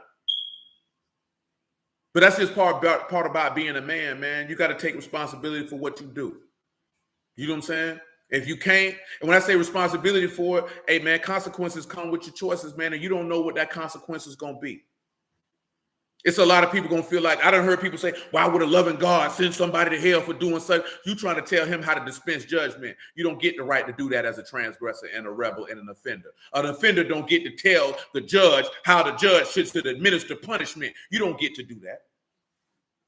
You don't get to do that. You know what I'm talking about? And if as a man, you got that type of thought process, you need to check yourself as a man. You know what I'm talking about? Look yourself in the mirror because you might be sitting down to pee when ain't nobody looking. We got sons to raise, man. You got daughters to give away. You know what I'm talking about? Man, we got to turn from that junk, man. I don't respect it. You know what I'm talking about? I don't respect it at all. And one thing the good brothers mentioned right this here, one thing we can't never get caught up with, we don't care nothing about the majority of Hebrew Israelite thought. The only thought we care about is the mind of Yahuwah. That's the only mind, that's the only thoughts we care about. It is. But it's a feminine mindset, and that's what brothers don't realize. That's an emasculating mindset. It's definitely lucrative to be the victim because I can exploit you in your victimhood and where you wallowing in your sorrow. And we men, we supposed to be the sons of the prophets, man. That's what that man said. You know what I'm saying? That's all we care about is the mind of Yahuwah, man. That's all we care about. Care nothing about what a bunch of brews think. They mind can't get me into heaven. I can't rule in the kingdom of Shamahim with them. You know what I'm saying? By them. They can't get me in there. I need the Lord. That's the only thing I care about. I don't care about nothing else. 52:3, man. For thus saith Yahuwah, you sold yourselves for nothing. You shall be redeemed without money. And that's what we don't realize. We sold ourselves for absolutely nothing. And when you look at Nod, it is Kanam, that is Kot, Noon, and Mean. You know what you ended up doing? You allowed sin or chaos to separate you from life. And the definition of the word is without cause, for no purpose, in vain, freely, for nothing. You know what I'm saying? We allow sin to separate ourselves from life for absolutely nothing. Let me tell you something, man. No matter how much dope a nigga sold, no matter what you was able to do, at the end of the day, when you go to prison, you sold yourself to prison for absolutely nothing. Now, listen, man, when we used to be out that road, man, I used to listen to some of the stuff he do, you know, I'm like, boy, y'all nigga crazy. Because, boy, if I'm going to go to prison, boy, I'm going to prison by some money, man. If I'm finna go do some time, it got to be by some money, man. Or somebody had to do some harm to my people, and I had to take them out of here. You know what I'm talking about? But, boy, I'm not going to, y'all niggas going to jail for some of the dumbest junk in the world, boy. I'm going to jail for some money, man. You know what I'm talking about? It got to be for some money. If it ain't for some money, that junk don't even make no sense. It ain't even about the money. It's about trying to do something to produce. Why would I throw away my freedom just because? Because somebody made me mad. Man, ain't nothing a nigga can say out their mouth make me mad enough to shoot them or beat them up for no reason. I don't care what you say out your mouth, as long as you don't threaten my life. I don't care what you say. Your words don't bother me. Nigga, you just talking. Do you know what I'm talking about? But see, words go to bother you when you emotional, and the words go to pick it in your heart. Now you feel like you got to do something. That's why the scribes and all them wanted to kill the Lord. They would get all frustrated. because you emotional, you carnal. Man, you shouldn't care nothing about what no man say out of his mouth. Care what you say. Oh, that's why your mama do this here. Nigga, you don't even know my mama, so what I care for? That's what nigga can't talk about my mama. I don't care what you say about my mama. You don't know my mama. And if it's true, I just got to take it on the chin then. That's why your mama smoke crack. What the hell she do? I ain't nothing I can say about that. She really smoke crack. You want to kill and fight a nigga about the truth. I'm not doing all that there, man. Let me tell you, man, prison ain't where you want to be.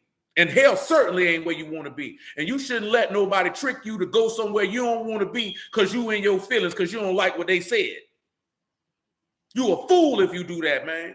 Because I'm trying to tell you, man, I done told y'all this stuff before, man. I don't be trying to say it in no joking manner. Man, prison is one of the most humiliating experiences you'll ever have in your life if you deem yourself to be a man. Why would you subject yourself to that for some stupidity?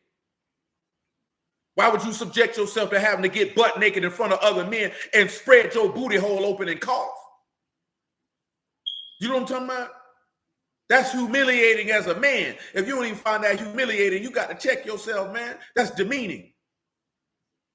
And it's just a part of the process. It just is what it is. You know what I'm talking about? These people seeking to destroy you mentally and spiritually. Why would you subject yourself to that?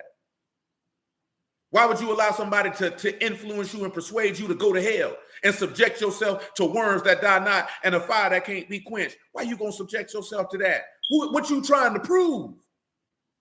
See, you ain't even solid in your manhood if you feel like you got to prove something to other people. That means you ain't secure in who. I ain't got to prove nothing to you.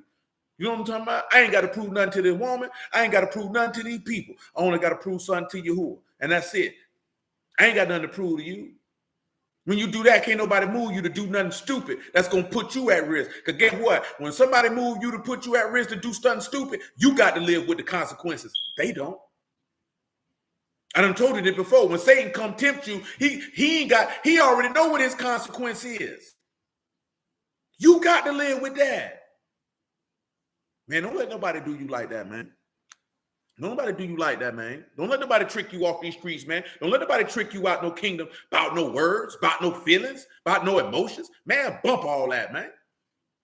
You know what I'm saying? That junk ain't mean nothing. You know what I'm saying? And I say this, I'm talking to men because you already know women lead with their emotions. So you should already know you should already know that. That shouldn't even bother you.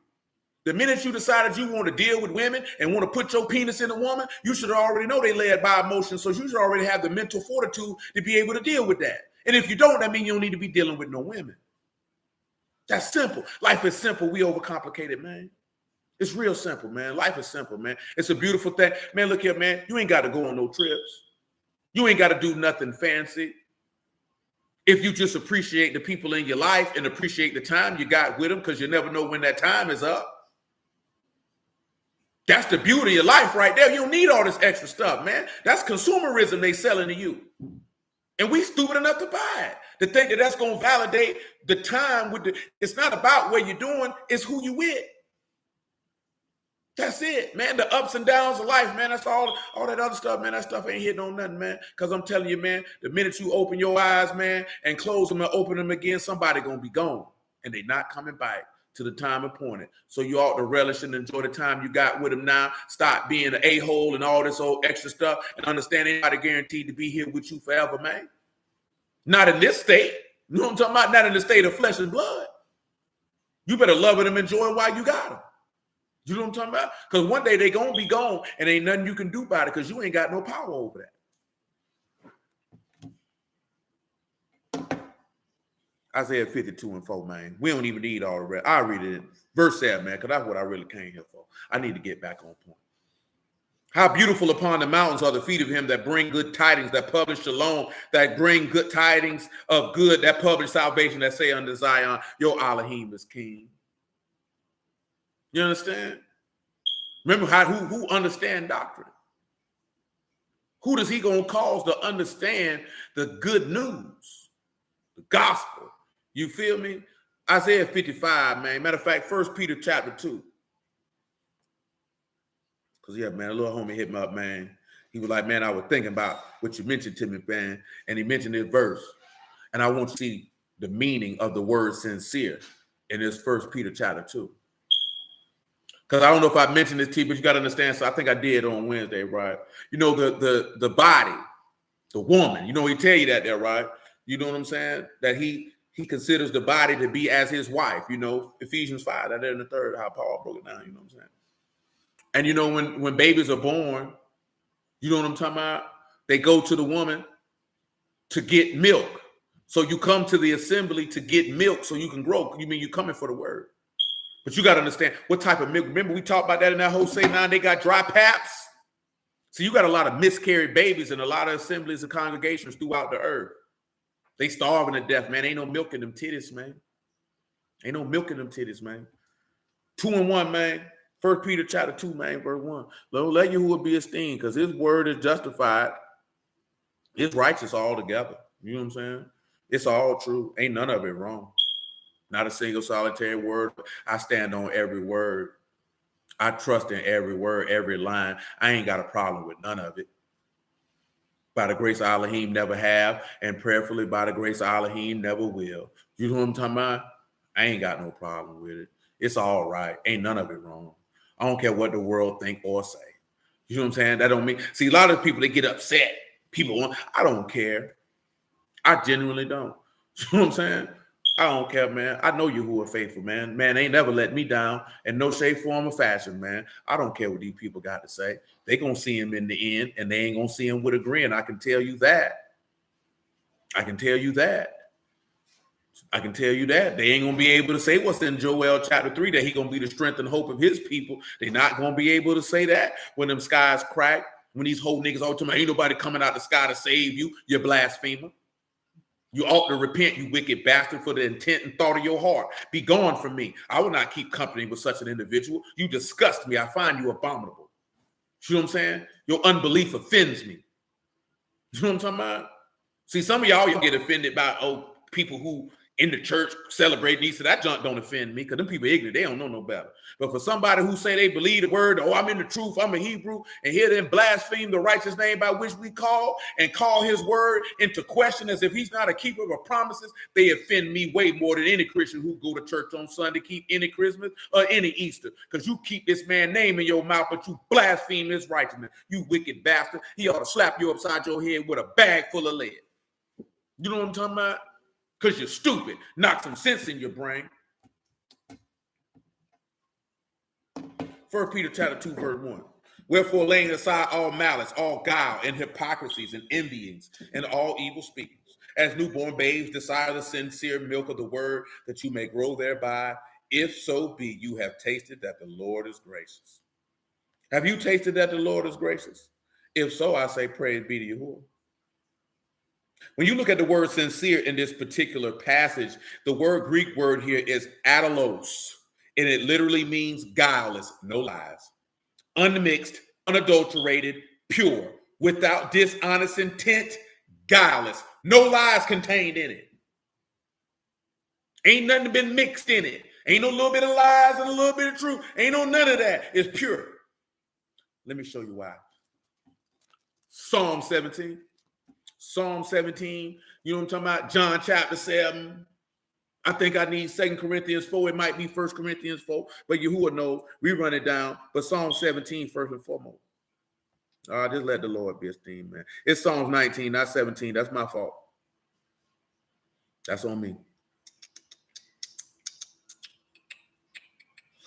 Psalms 19 and 7.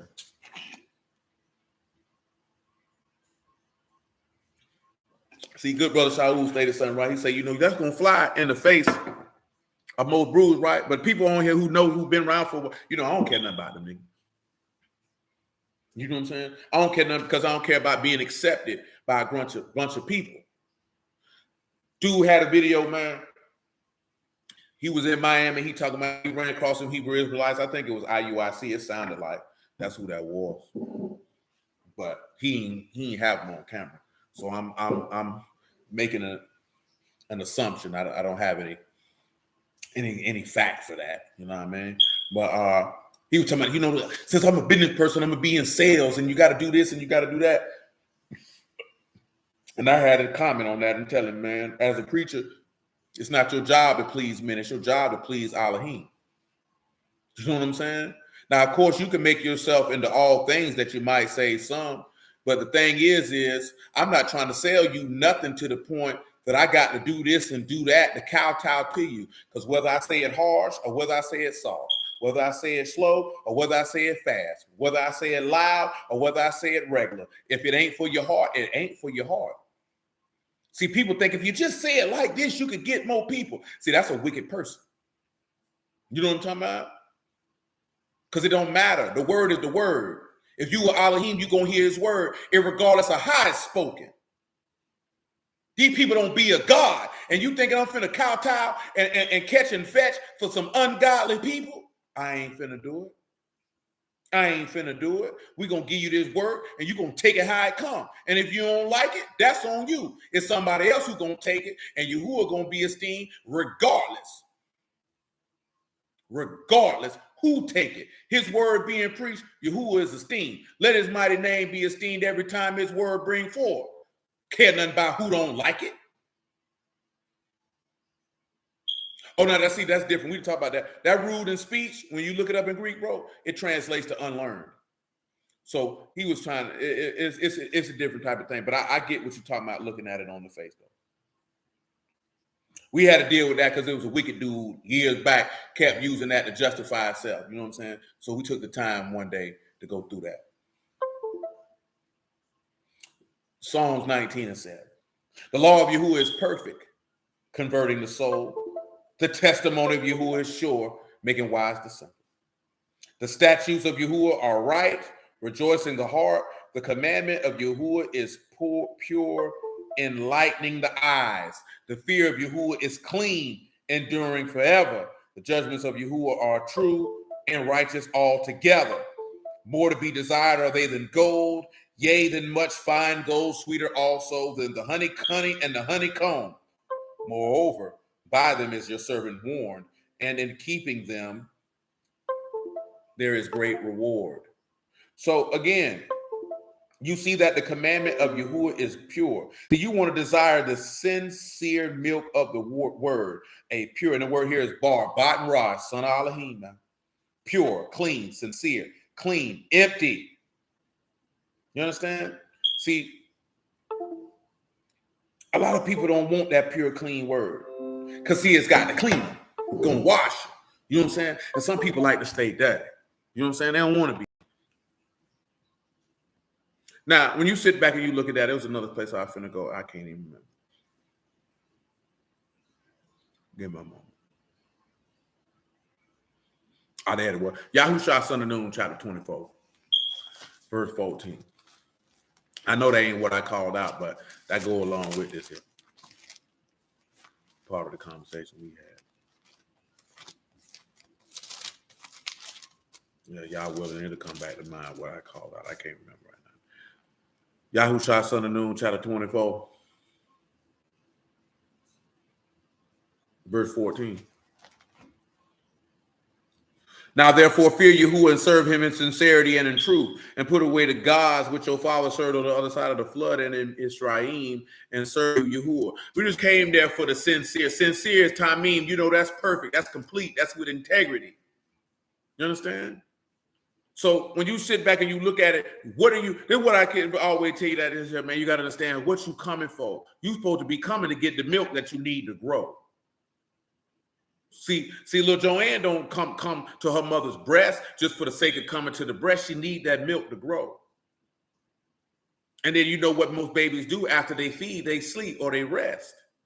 Because you know the growth hormone come out, and that's what causes them to grow. So see, when you come to the assembly, wherever that assembly may be in the earth, and you come to put your mouth upon the teat and get the milk that you need in order to grow, you says you're at rest because you cease from your own works. So you're not laying again the foundation of repentance, the dead works, and faith towards Elohim that allows you to grow. Most people are not growing because they have not ceased from their own works.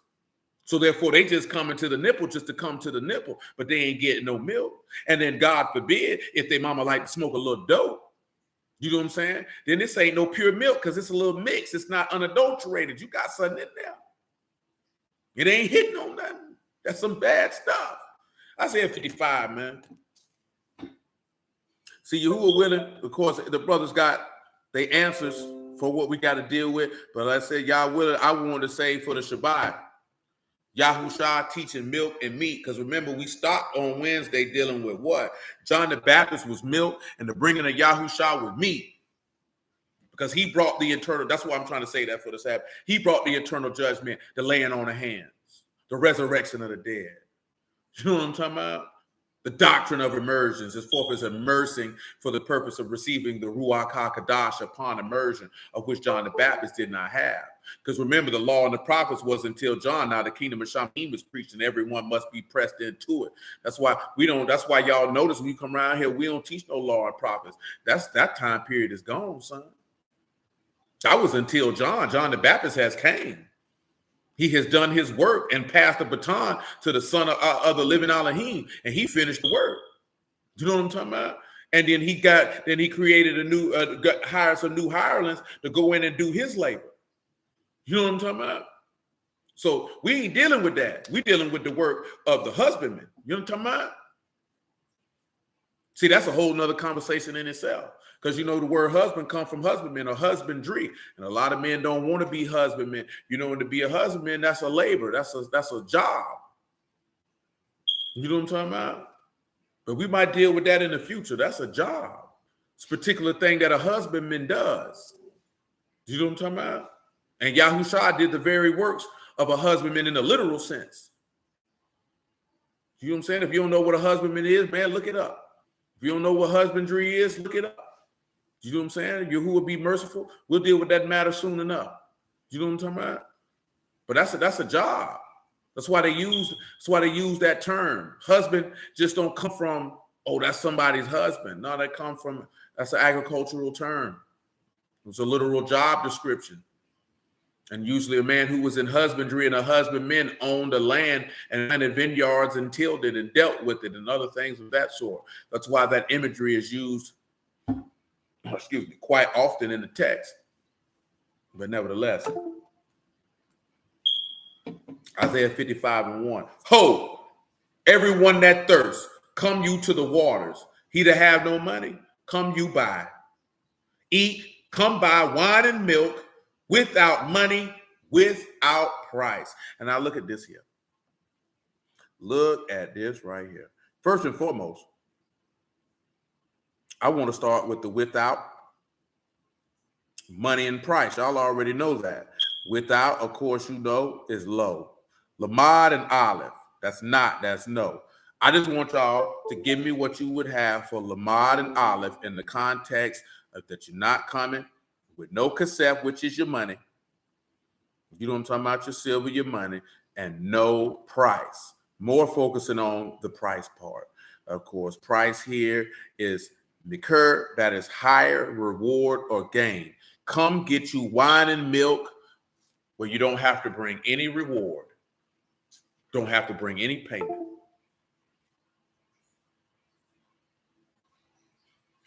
Okay, now I remember what I wanted. Why y'all thinking on that? Praise the Lord. Come to John chapter 7. 7:16.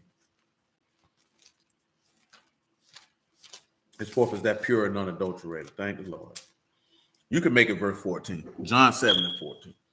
And after that, I think it's 1 Corinthians. It might be 2 Corinthians. Man, I feel it.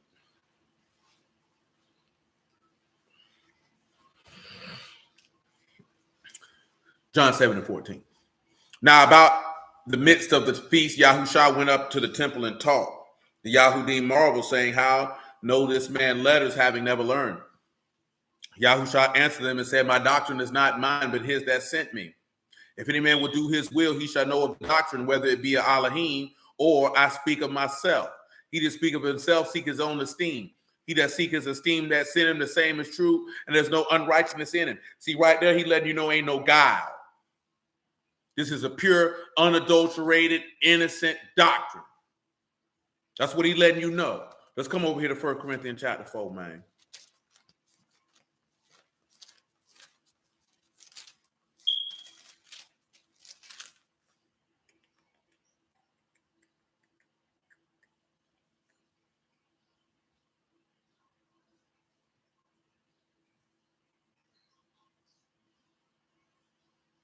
First Corinthians 4:1. I use that one. That ain't the exact one I want, but it's another one. We'll get to both of them in a moment. if the Lord permit. 1 Corinthians 4:1. Let a man so account of us as the ministers of Mashiach and stewards of the mysteries of Elohim. Moreover, it is required of us in a steward that a man be found faithful. But with me, it is a very small thing that I should be judged of you, or of man's judgment. Yea, I judge not my own self. For I know nothing by myself, yet I am not hereby justified, but he that judged me is the Lord. Therefore judge nothing before the time until the Lord come, who will bring forth to light the hidden things of darkness and will make manifest the counsels of the heart. Then shall every man have praise of Elohim. Now keep that in mind when he talking about this here, right? I think it's 2 Corinthians 4 specifically that I desire, and it is 4:1. Let it roll. 2 Corinthians 4:1. That's what I want specifically. Therefore, seeing we have this ministry, as we have received mercy, we faint not, but have renounced the hidden things of dishonesty, not walking in craftiness, nor handling the word of Elohim deceitfully, but by manifestation of truth, committing ourselves to every man's conscience in the sight of Elohim. If our good news be hid, it is hid to them that are lost, and whom the God of this world have blinded the minds of them which believe not, lest the light of the esteemed good news of Hamashiach, who is the image of Elohim, should shine unto them. For we preach not ourselves, but Mashiach Yahushua the Lord, and ourselves your servants for Yahushua's sake. For Elohim, who commanded the light to shine out of the darkness, have shined in our hearts to the light of the knowledge of the esteem of Elohim in the face of Yahushua HaMashiach. See, a lot of people, you have to renounce. See, when he say the hidden things of dishonesty, he talking about, the heart is deceitful above all things and desperate and wicked. You have to renounce that. Can't walk in no deceit. Can't handle the word deceitfully. Remember, we talking about the sincere milk of the word. Now, we just read in Isaiah 55. He say, man, come you to the waters, man. If you're thirsty, and come get you wine and milk without price. Who can share with me what they believe the wine and the milk represent?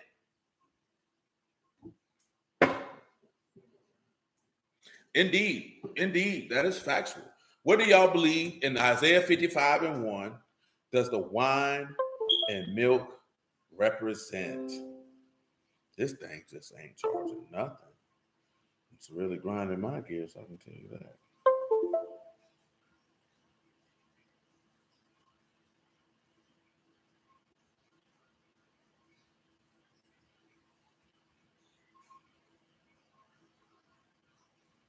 What do y'all believe the wine and the milk represents in Isaiah 55? Oh, are you sure? Which one? Are you answering that for both or one? Because I don't know.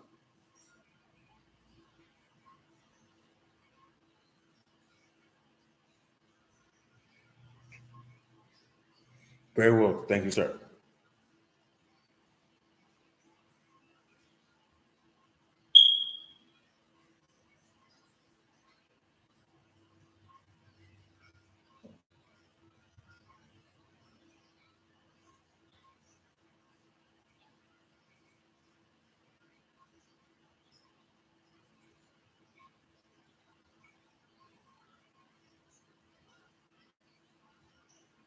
Y'all ain't got nothing for me? Ain't got nothing for me.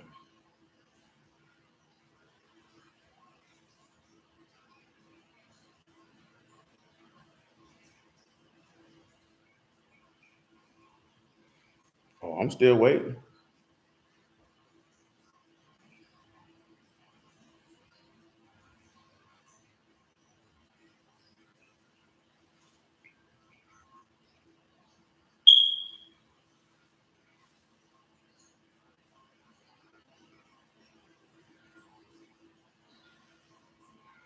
Oh, ain't nobody gonna put nothing up there?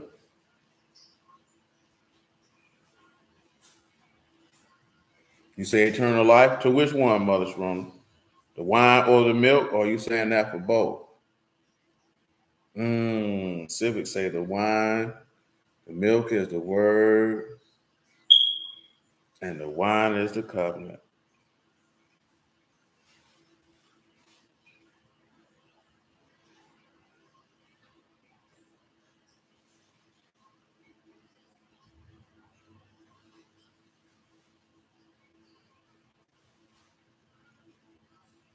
Say both. Well, let's do this. And it's just for the people, just on the house. When you have buy, y'all know that is shabar. That is the purchase. That is the buy or purchase grain. On, buy, wash. Be paired to the son of Elohim. That's what we're looking at if you come in to buy. Now we want to look at eat. That is a call. That is a word you know, to eat, to bow up. Aleph, Kaf, and Lamad. So we understand that the strength of a man is to be able to be subdued and to be disciplined. You understand? To be checked. You have to be able to devour that up. Now, he also told you that even if you won't have no money, you can come get it. Because remember, the gospel is without charge. But he also said those that are thirst, Sameh, Sad, Meme, and Aleph. So understand that the Ruach of the head is the way, or the spirit of Elohim is the way of which we ought to travel. That's what you thirst after.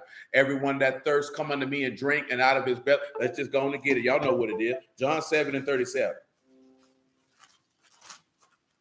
So you can see that with your thirst, you destitute. Remember what we were reading in Psalms 81. I'm Yahuwah, your Elohim, open your mouth wide, and I shall fill it. Those that hunger and thirst after righteousness shall be filled. See, you thirst, remember what it said in Revelation, all you that thirst, come and drink.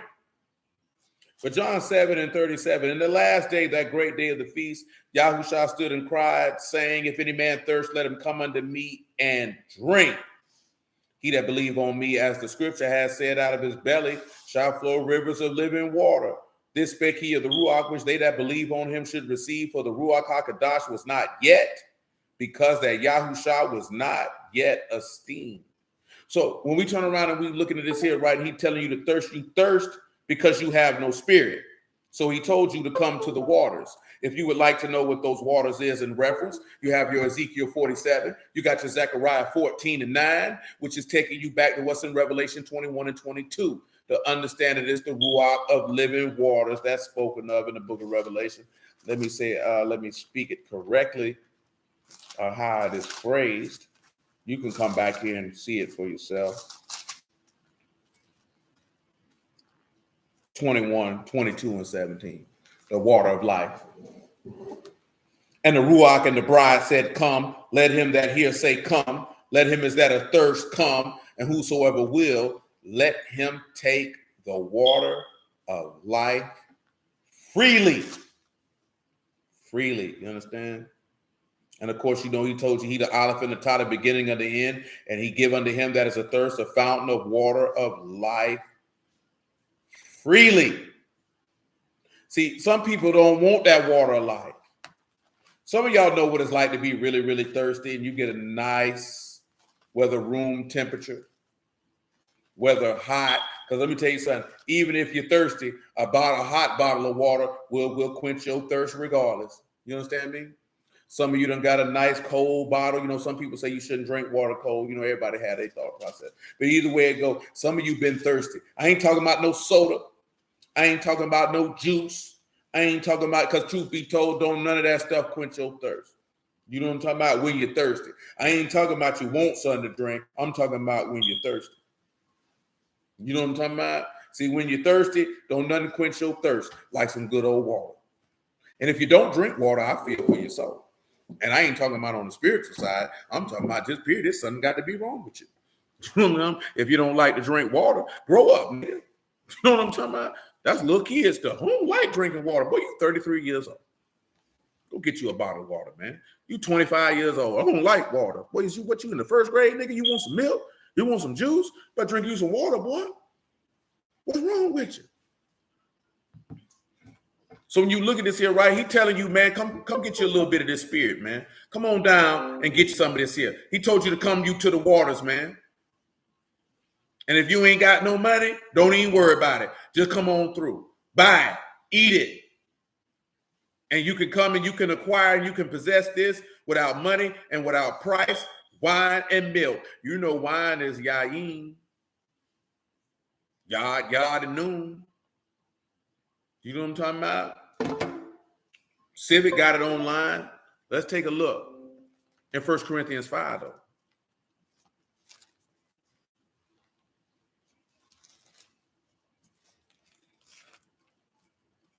Now, of course, you ain't buying no breast milk. At least I hope you're not. You know what I'm talking about? Because that'd be kind of weird. So, of course, you know it's not necessarily breast milk we're talking about right here. But let's just start right here, man. 1 Corinthians 5 and 4.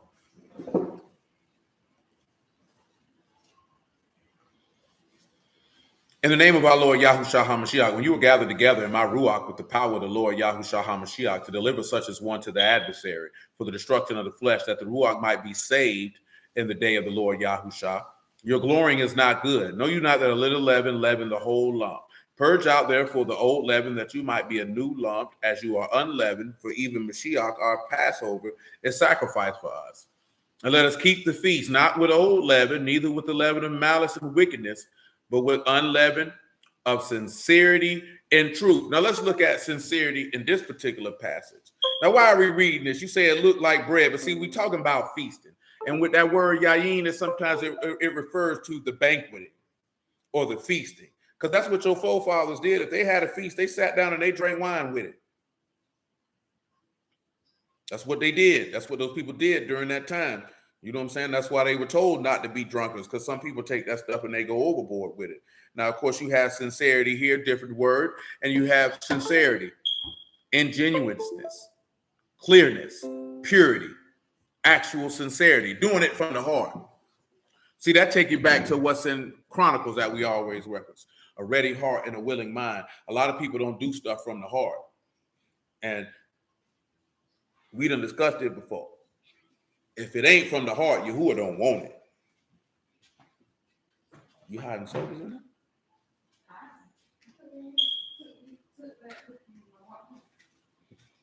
I didn't know you was a soda drinker at this stage in your life. I mean, sometimes you see Dr. Pepper with cream soda, it's got What? Cream soda? They make that? Oh, so you're a Dr. Pepper fiend. not me. You said that's a bit much for you?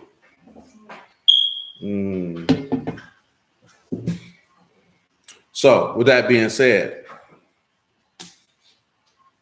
when you sit down with the feast, of course, you know, we don't have to read the Matthew 26 to 26. You know what I'm talking about? He said, take, this is the cup of my body, drink. This is my blood in the new covenant, which is said for many for the remission of sins. When it comes down to this covenant, you ain't got to pay for that. Who can tell me about a man who tried to pay for it?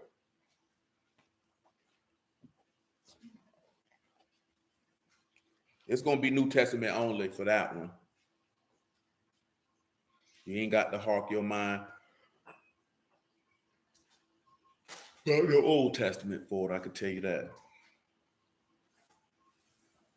Who can tell me about a man who tried to buy the new covenant?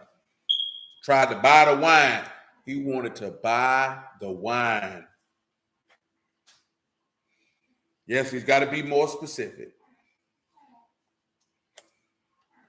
Uh-oh, little boo, you finna get some cheesecake tonight, little boo. I hope you ain't allergic to peanuts. Say that baby say I ain't allergic to nothing. There you go. There you go. There's somebody like this said, he just told you. Shaul just mentioned his name was Simon. But I need somebody to give the book, chapter, and verse for those who don't know. It is. And there's several people who have mentioned that. I'm just looking for them to get a tad bit more specific.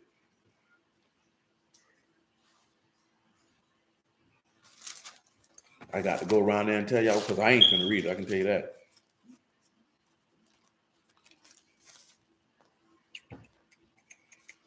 You would need to go to Acts chapter 8, begin yourself at verse 9, and work your way down. There you go. Brother Reynolds just put it out there for you.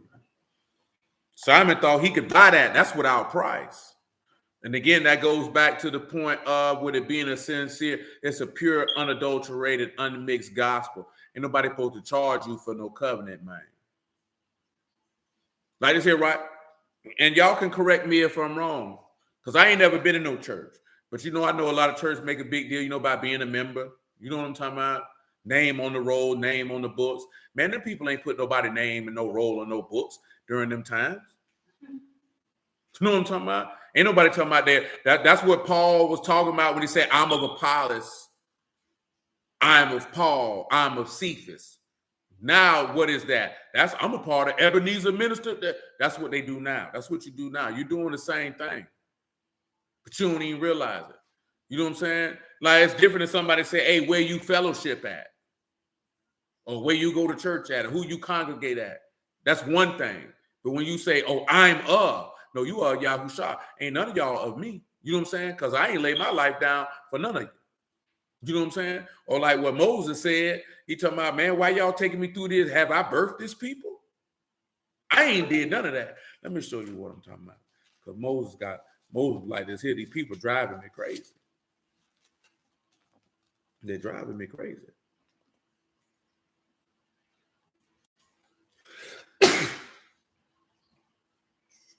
God escapes my brain.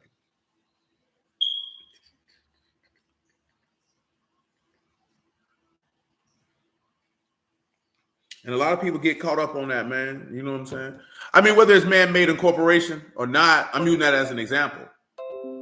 Because people were doing that then. That's why Paul them had to say something about it. I'm of Apollos. I'm of such and such. And that's why he say, is Mashiach divided? You know what I'm saying?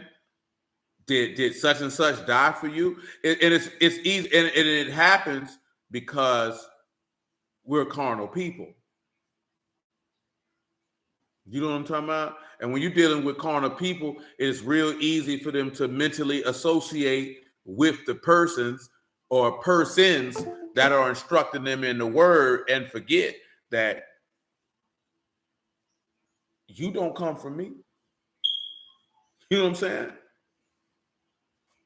That's what he said, who am I? I'm just a servant who taught you Yahushua HaMashiach. That's what Paul was telling them people. It still happens to this day. We like to act like it. See, this is the reason why I'm mentioning this here is because Hebrews like to act like stuff like that don't happen. You know what I'm saying? You got Bruce, they got congregations, they got roles and names of members and all that type of stuff. Man, the people ain't do that back then. Just like I told y'all before. The people didn't say, oh, if I baptize you, you got to be a part of my congregation. The people didn't do that. You know what I'm saying? They didn't see a separation. See, I'm mentioning that because they did not see a separation between them and another group of people who fellowshipped in a different location. See, we see a separation. I ain't talking about no doctrine. I don't care about no doctrine right now. I ain't talking about that. I'm talking about a complete and utter separation. Them people saw one group of people who were a body of Yahushua just as they saw that group of people as a body of Yahushua. We don't see that now. See, people say, oh, we need unity. We need this here. No, you nigga don't believe in God. That's why you don't see it. See, you don't love God, so you're not going to love somebody who made in his image. That's the problem. It's not no doctrines. You know what I'm saying? It's not all that other stuff that these niggas talking about. These niggas don't love God, so they're not going to love you. That's not going to happen. They don't look at you and say, hey, man, that's another member of the body. The first thing you say, oh, what camp you part of? That whole stuff, man. Man, what congregation you with? Man, look here, man. And the whole time I've been doing this here, I ain't never walked up to nobody that I knew was a brew and asked them what congregation they went to. I didn't care. What does that matter to me? Why would I, as a man, why am I even asking them that? Why is that the first thing come to my mind? The first thing come to my mind is this is a brother or sister in Elohim. That's not coming to my mind. I don't care if they got fringes on or they don't got fringes on. I don't care if they got a garment on or they don't got a garment on. I don't care what they got going on. Man, I'm not even finna come at a woman sideways if she got on pants. I don't understand. But see, it's not a gangland mentality, bro. That's why I'm mentioning what's in Corinthians. It's always been like this. It's a carnal mentality. You know what I'm saying? It's a carnal mentality. That we're separate, we're dividing Mashiach, don't even know it, because there's nothing new under the sun. So anything we doing, it's already been done before. See, that's why Paul said, I can't, y'all know, let me go ahead and get it, because I keep references so everybody can understand why I'm saying what I'm saying. We just went over it not too long ago. 1 Corinthians 3:1, shoot, just last week. And brethren, I could not speak unto you as unto spiritual, but as unto carnal, even as unto babes in Mashiach. See, you understand that, right? See, when you a babe in the word, see, it's still dealing with what we're dealing with. When you're dealing with milk and meat, you can't give spiritual concepts to babes. See, that's one of the hardest parts about when new people come around this corner and find out about this trap house right here, man. Especially 4, 5, 6, 7 years ago. Because they be babies. And I've been laboring in a particular fashion. And that's why a lot of stuff had to get reined back and moved around and dispensed in a different fashion. And I told y'all that at the time. Y'all can't take it. So that would be foolish knowing that it's babes sitting in front of me and try to give them grown people food. They're going to choke on it. It's not going to profit them. That's stupid. Do you know what I'm talking about? See, when somebody see that, they'll look at this and be like, oh, man, he's trying to say we ain't spiritual. If you just born in the word, son, you're not. That's not nothing to be offended at. All of us have been babes and not been spiritual. You needed milk. How else were you going to grow? You don't become spiritual overnight. But see, of course, and now this is definitely in regards to this particular society, because you live in an instant gratification, microwavable society. That's what you seek, instantaneous gratification. That's not how this works. And our brethren could not speak as you unto spiritual, but as unto carnal, even as unto babes in Mashiach. I fed you with milk and not with meat. For the word to you were not able, neither yet now are you able, for you are yet carnal. For whereas among you envying, strife, and divisions, are you not carnal and walk as men? For while one say, I'm of Paul, another, I of Apollos, are you not carnal? Who then is Paul? And who is Apollos?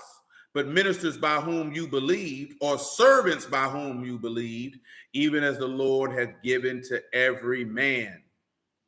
I have planted, Apollos watered, but Elohim gave the increase. So then neither is there he that plant anything, neither is he that water, but Elohim that give the increase. And that's the other thing when you're dealing with milk. Milk deals with things that are going to be carnal. And everything that's carnal is not necessarily wicked.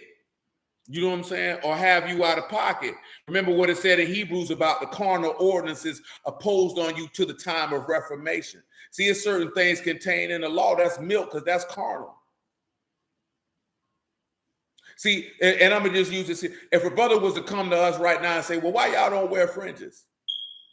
Because he on milk, he not going to understand that meat that I'm going to give him pause in regards to that conversation and dealing with that. Because, sir, we spiritual, we not carnal, and I'm not finna go back and forth with you about that. Indeed, I'm not finna go back and forth with you about that. You know what I'm talking about? I'm going to give you what I have, and I'm going to go about my business. If you want to rely on carnal pieces of thread over the Ruach HaKodesh, that's your business. I rely on the spirit of Elohim. I need not pieces of thread. I don't look down, I look up. You know what I'm talking about? We have no need to look down for Elohim to save us. He sit at the right hand of the throne of power. We ain't got no need to look down. We look up. If you don't want to look up, that's between you and him. I ain't got nothing to do with that.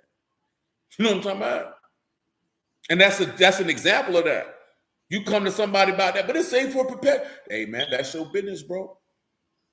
But see, we've been refreshed. He done breathed on us. Ain't that what it said? When we looked at Exodus, he's been refreshed. He's been made new. We don't have no need for that. You may have need for that, but we're not going to frustrate the mercy of Mashiach. We don't have no need for that, brother. Rock out. I ain't got no problem with you. You know what I'm talking about? I ain't going to beef with you. You don't bruise me for like you got to beef with somebody because you see things differently. I'm not going to beef. For what? For what? It makes no sense. Look at, man, I've been around people. We done pulled up on people in a whole different congregation, bro. Will could tell you, he was with me. And dude was trying to bring us in to their doctrinal disputes. And we had to tell him, bro, we ain't come out here for that, bro. That's between you and them. We ain't got nothing to do with that. Y'all say y'all in the word. We see y'all got people coming in from out of town. We serve you who are just like you serve you who you in our city. We pulling up on you. I ain't come out here to go through all that with you, bro. We ain't even asked them people what the name of their organization was. Who cares? We done pulled up to this dude conference. We ain't coming around here. Oh, who cares? I don't care. I don't care. I'm not asking you that. I don't care.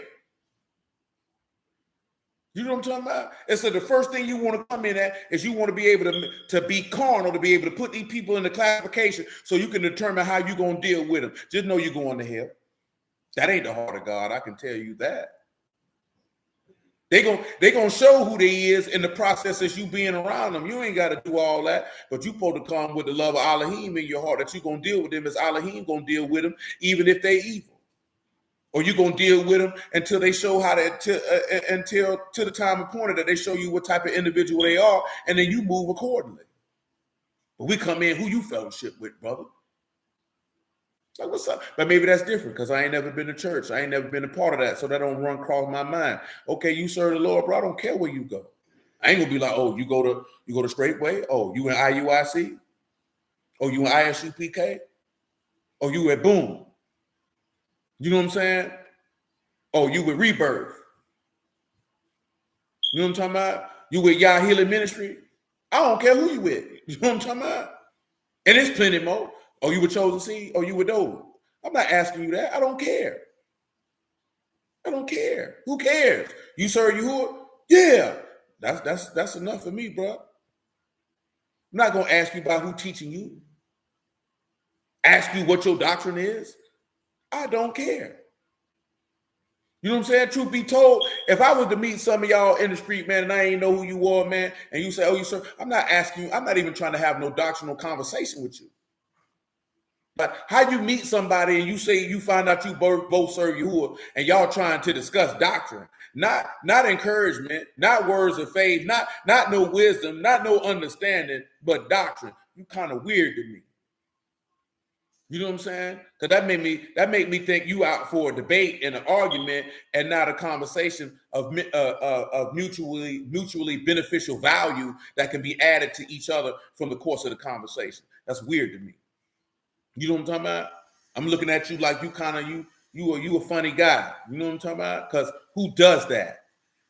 See, bump this internet junk. We talking about real life. In real life, who does that? See, we done allowed ourselves mentally on the internet to get caught up in going back and forth with people. You know what I'm saying? Nobody talks to people like that in real life, man. Niggas can't even have no conversation because you trying to flex and win a doctrinal dispute. Nigga, you gay. You know what I'm talking about? Nobody got time for that. Who got time for that? How you meet somebody and the first thing you want to do is go back and forth about doctrine? Nigga, you weird. Nigga, you be on Facebook too much, nigga. You know what I'm saying? You in YouTube comments too much, nigga. You's a square. You know what I'm saying? And that's just how I see that. You know what I'm saying? You may agree with it, you may not. That's your personal business. Nevertheless.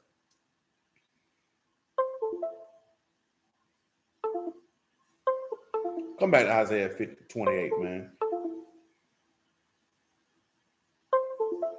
And one thing about it too, man, you know what I'm saying? It's okay for two grown men to have a difference of opinion and still be cool. It's okay. You know what I'm saying? It's okay. It's not the end of the world. What is that?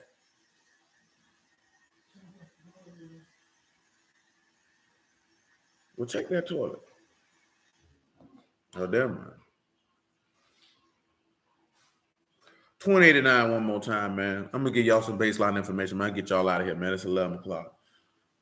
But we got a lot of work to put in tomorrow, man.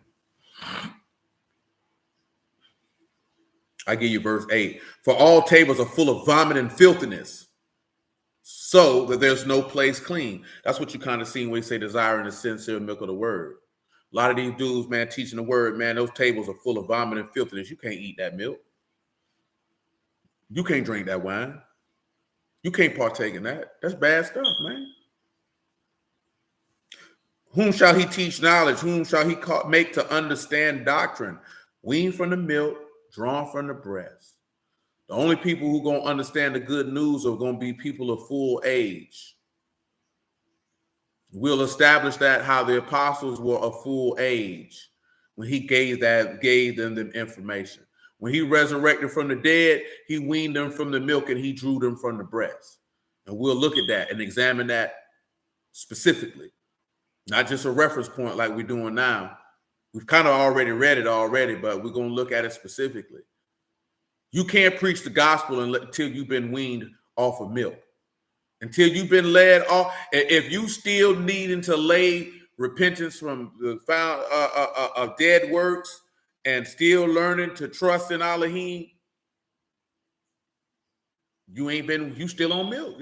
You're no prophet to him and what he's trying to get accomplished. It's no disrespect. It just is what it is. And of course, he say precept upon precept, line on line, here a little, there a little, the stammering lips and another tongue. That's speaking in tongues. We're not focusing on that. We mentioned this here, to whom he said, this is the rest. You may cause the weary to rest, the refreshing, yet they would not hear. See, that take you back to your people. He came into his own, and his own received them not. Now, of course, you know weary, faint, exhausted, weary, AF. I mentioned the Isaiah 40. Y'all should know it. Let's go take a look at it. Even though it ain't the same weary there, but it's all good. 40 and 27. Why say you, O Jacob, speak, O Yasharal, my way is hid from Yahuwah, my judgment is passed over from my Elohim? Have you not known, have you not heard the everlasting Elohim, Yahuwah, the creators of the ends of the earth, faint not, neither is weary, no searching of his understanding. He give power to the faint, to them that have no might, he increased strength. Even the youth shall faint and be weary, the young men shall utterly fall. But they that wait upon Yahuwah shall renew strength. They shall mount up with wings as eagles, they shall run and not be weary, they shall walk and not faint. Now, why is this important when you're dealing with precept upon precept, line upon line? Here a little, there a little, but he said that they might go and fall backwards, be broken, snared, and taken. I want y'all to think about that last part, because that's what we're going to come back to. Broken, snared, and taken. Does anybody want to share what they thoughts, what they think it could be referring to? You got two places that if Yahuwah bring it to mind, should come to mind for that verse 13.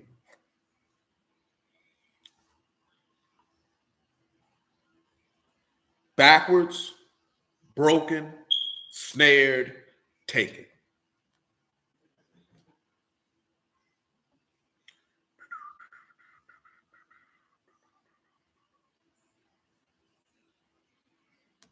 I give you a few minutes. If not, we're going to call it a night. Y'all willing, we will be there tomorrow. Or on tomorrow, I should say.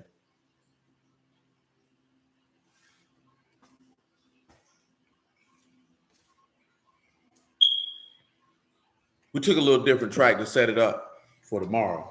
But y'all willing tomorrow, you're going to look at the difference of Yahusha giving milk to the people and meat to his apostles. When the apostles were weaned off the milk and drawn from the breast, and that they went forth to begin to bring forth and have obviously the discernment to know when to give milk to the people and meat to the people. You know, when you come, remember the passage in John when the dude got healed of his blindness, and they were like this here man talking to his parents, and his parents said, he's of age. Ask him. You know what I'm saying? And remember, it says it's for those who are of age that deal with strong meat. I could understand why you would say that. Nothing wrong with the answer. Of course, Yahuwah willing, we're going to delve into that in more detail because there's two places that come to mind immediately for me. Maybe something comes to mind different for you. But nevertheless, we'll say hallelujah for Yahushua in the word. Appreciate y'all time this evening. Bless y'all at the house of Elohim in the name of Yahushua. That's for certain.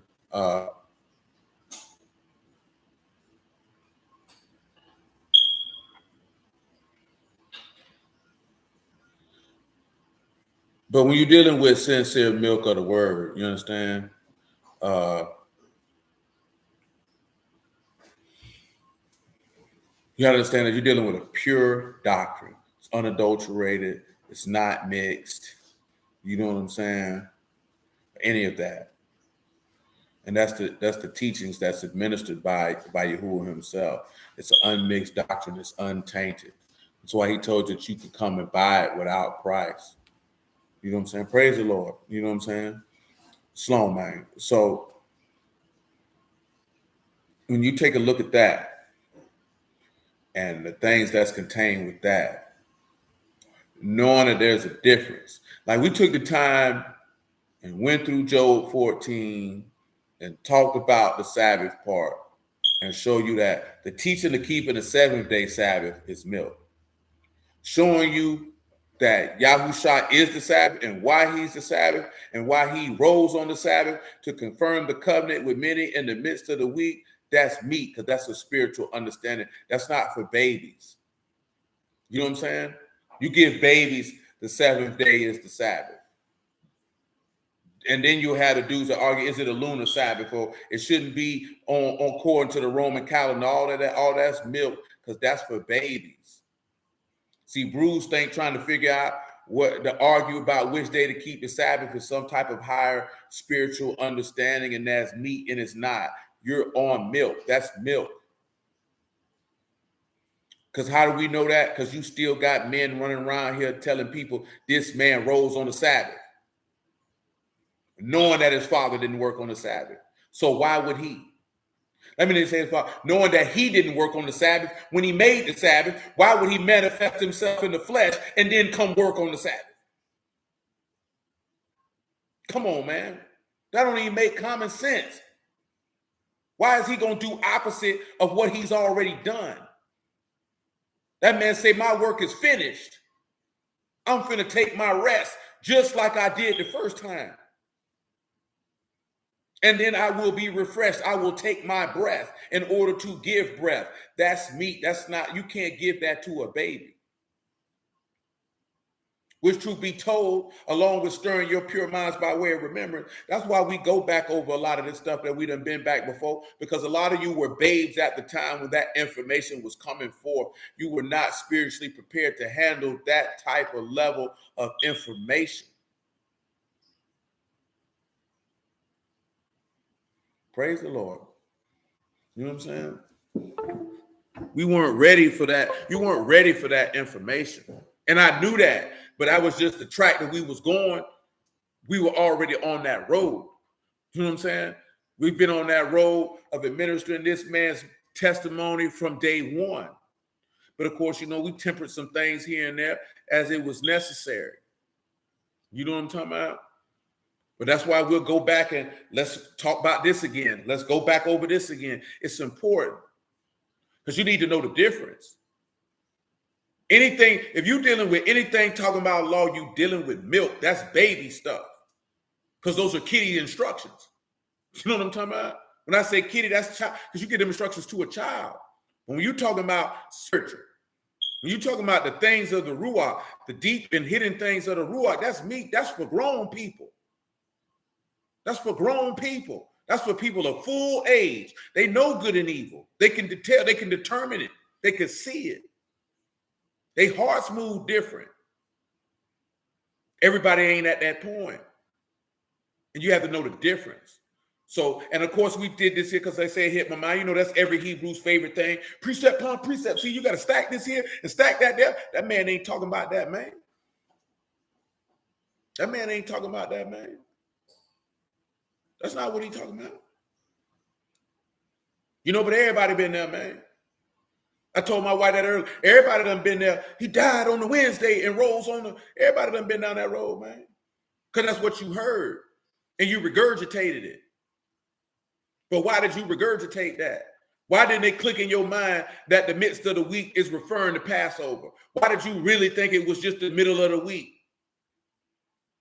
You know what I'm talking about? And when I say this here, I'm not trying to ridicule or belittle anybody. I'm talking about why did not you search the scriptures to see if those things were so? Why did you just accept it? You know what I'm saying? That's no different. People saying Lucifer is the devil. Why did you just accept that? Why did you not examine that and cross-reference that against the text before you said that? You know what I'm talking about? Why you don't know that this is this and this is this? It's plenty of things in here that brews say. That's we just use one tonight. Because I say, all the brews gonna go crazy. It's Good Friday and it's the Sabbath and it's Passover, and they're gonna be going all in about them Christian people. Man, so what? Guess what? They're gonna be right out there Sunday, Easter egg hunting, man, with their suits on and their nice little dresses on for the one day out the year they actually go. You know what I'm talking about? And then people know it's not in the Bible. They don't care. That's the part that y'all don't understand. They already know that. They don't care. They already know they don't care. You know what I'm talking about? You're supposed to leave people alone at that point. Every year it's the same junk. You're supposed to be keeping Passover. This is the biblical feast. Man, leave them people alone, man. Who cares? If somebody done made up their decision to walk in wickedness, why is you so intent on trying to prove them wrong? They already know they're wrong. They don't care. That's like you go and tell somebody, you need to stop smoking crack. It ain't good for you. They know smoking crack ain't good for them, but they like smoking crack, so they're going to keep on smoking it. And nothing you say going to stop them from smoking them rocks. It don't even be religious entertainment. Niggas is hard-headed. You know what I'm talking about? Man, let me tell you something, man. People gonna do, they stubborn. People gonna do what they want to do. They don't care about information. But you know what it boiled down to? Y'all think everybody black's supposed to be saved. And that's your problem. Everybody black ain't supposed to be saved. Some of these people got to go to hell. Do you not understand that some of these people just hate Yahuwah? Just hate him, just despise him. Don't want nothing to do with him. Don't care what he say. Don't care what he like. Just don't care. Man, this girl I know, man, she was talking about, so she said a lot of young girls want to get married in their 20s, but men be messing them up. I said, baby, that's not the truth. That's a lie. That's a lie. They get a lot of young men's heart broke and turn them into crazy, insane fools. Because you keep telling them that women are XYZ, and when they go to meet these women ain't really like that. Most women in their 20s don't want no husband. They don't want no kids because they see it's a damper on their freedom.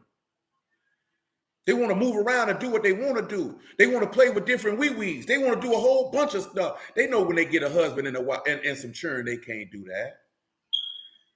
It's not till they get older that they want to do that after they done what they wanted to do. I'm like, baby, that desire to want to be married young, man, that junk been gone for about 30, 40 years, man, maybe 50. Them people been got rid of that, might be 60. That junk been gone since the 60s, man.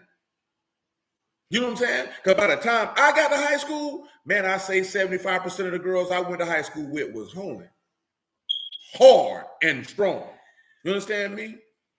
Wasn't looking for no husband. You know what I'm saying? They weren't thinking about letting me get married. They were like, oh, I'm finna go to college. I'm finna go do this. Man, you got women who got their mamas and grandmamas telling them not to marry. You know what I'm saying? Like, you got that going on. That's a fantasy world. That world don't exist. See, I deal with reality, man. I don't deal with what I want to see. I deal with what's out here. You can't live in no idealistic world. You better learn how to be pragmatic. That means be a realist and deal with what's really in front of your face. You can't go by what you wish it was, what you hope it was. That don't work. That sets you up for destruction, disappointment, and failure. You have to deal with reality. And the reality is people hate God. You know what I'm saying? They hate him. They despise him. They don't trust him. They don't believe in his word. They don't hope in his promises. They don't have any expectation to receive anything from him. And that's a different type of living. And that's a living you don't want to be a part of. But I appreciate y'all time to see the man. Bless y'all the house of Elohim in the name of Yahushua. Yahuwah willing, man, we pick this up on tomorrow and make it do what it do. And Yahuwah willing, till that time.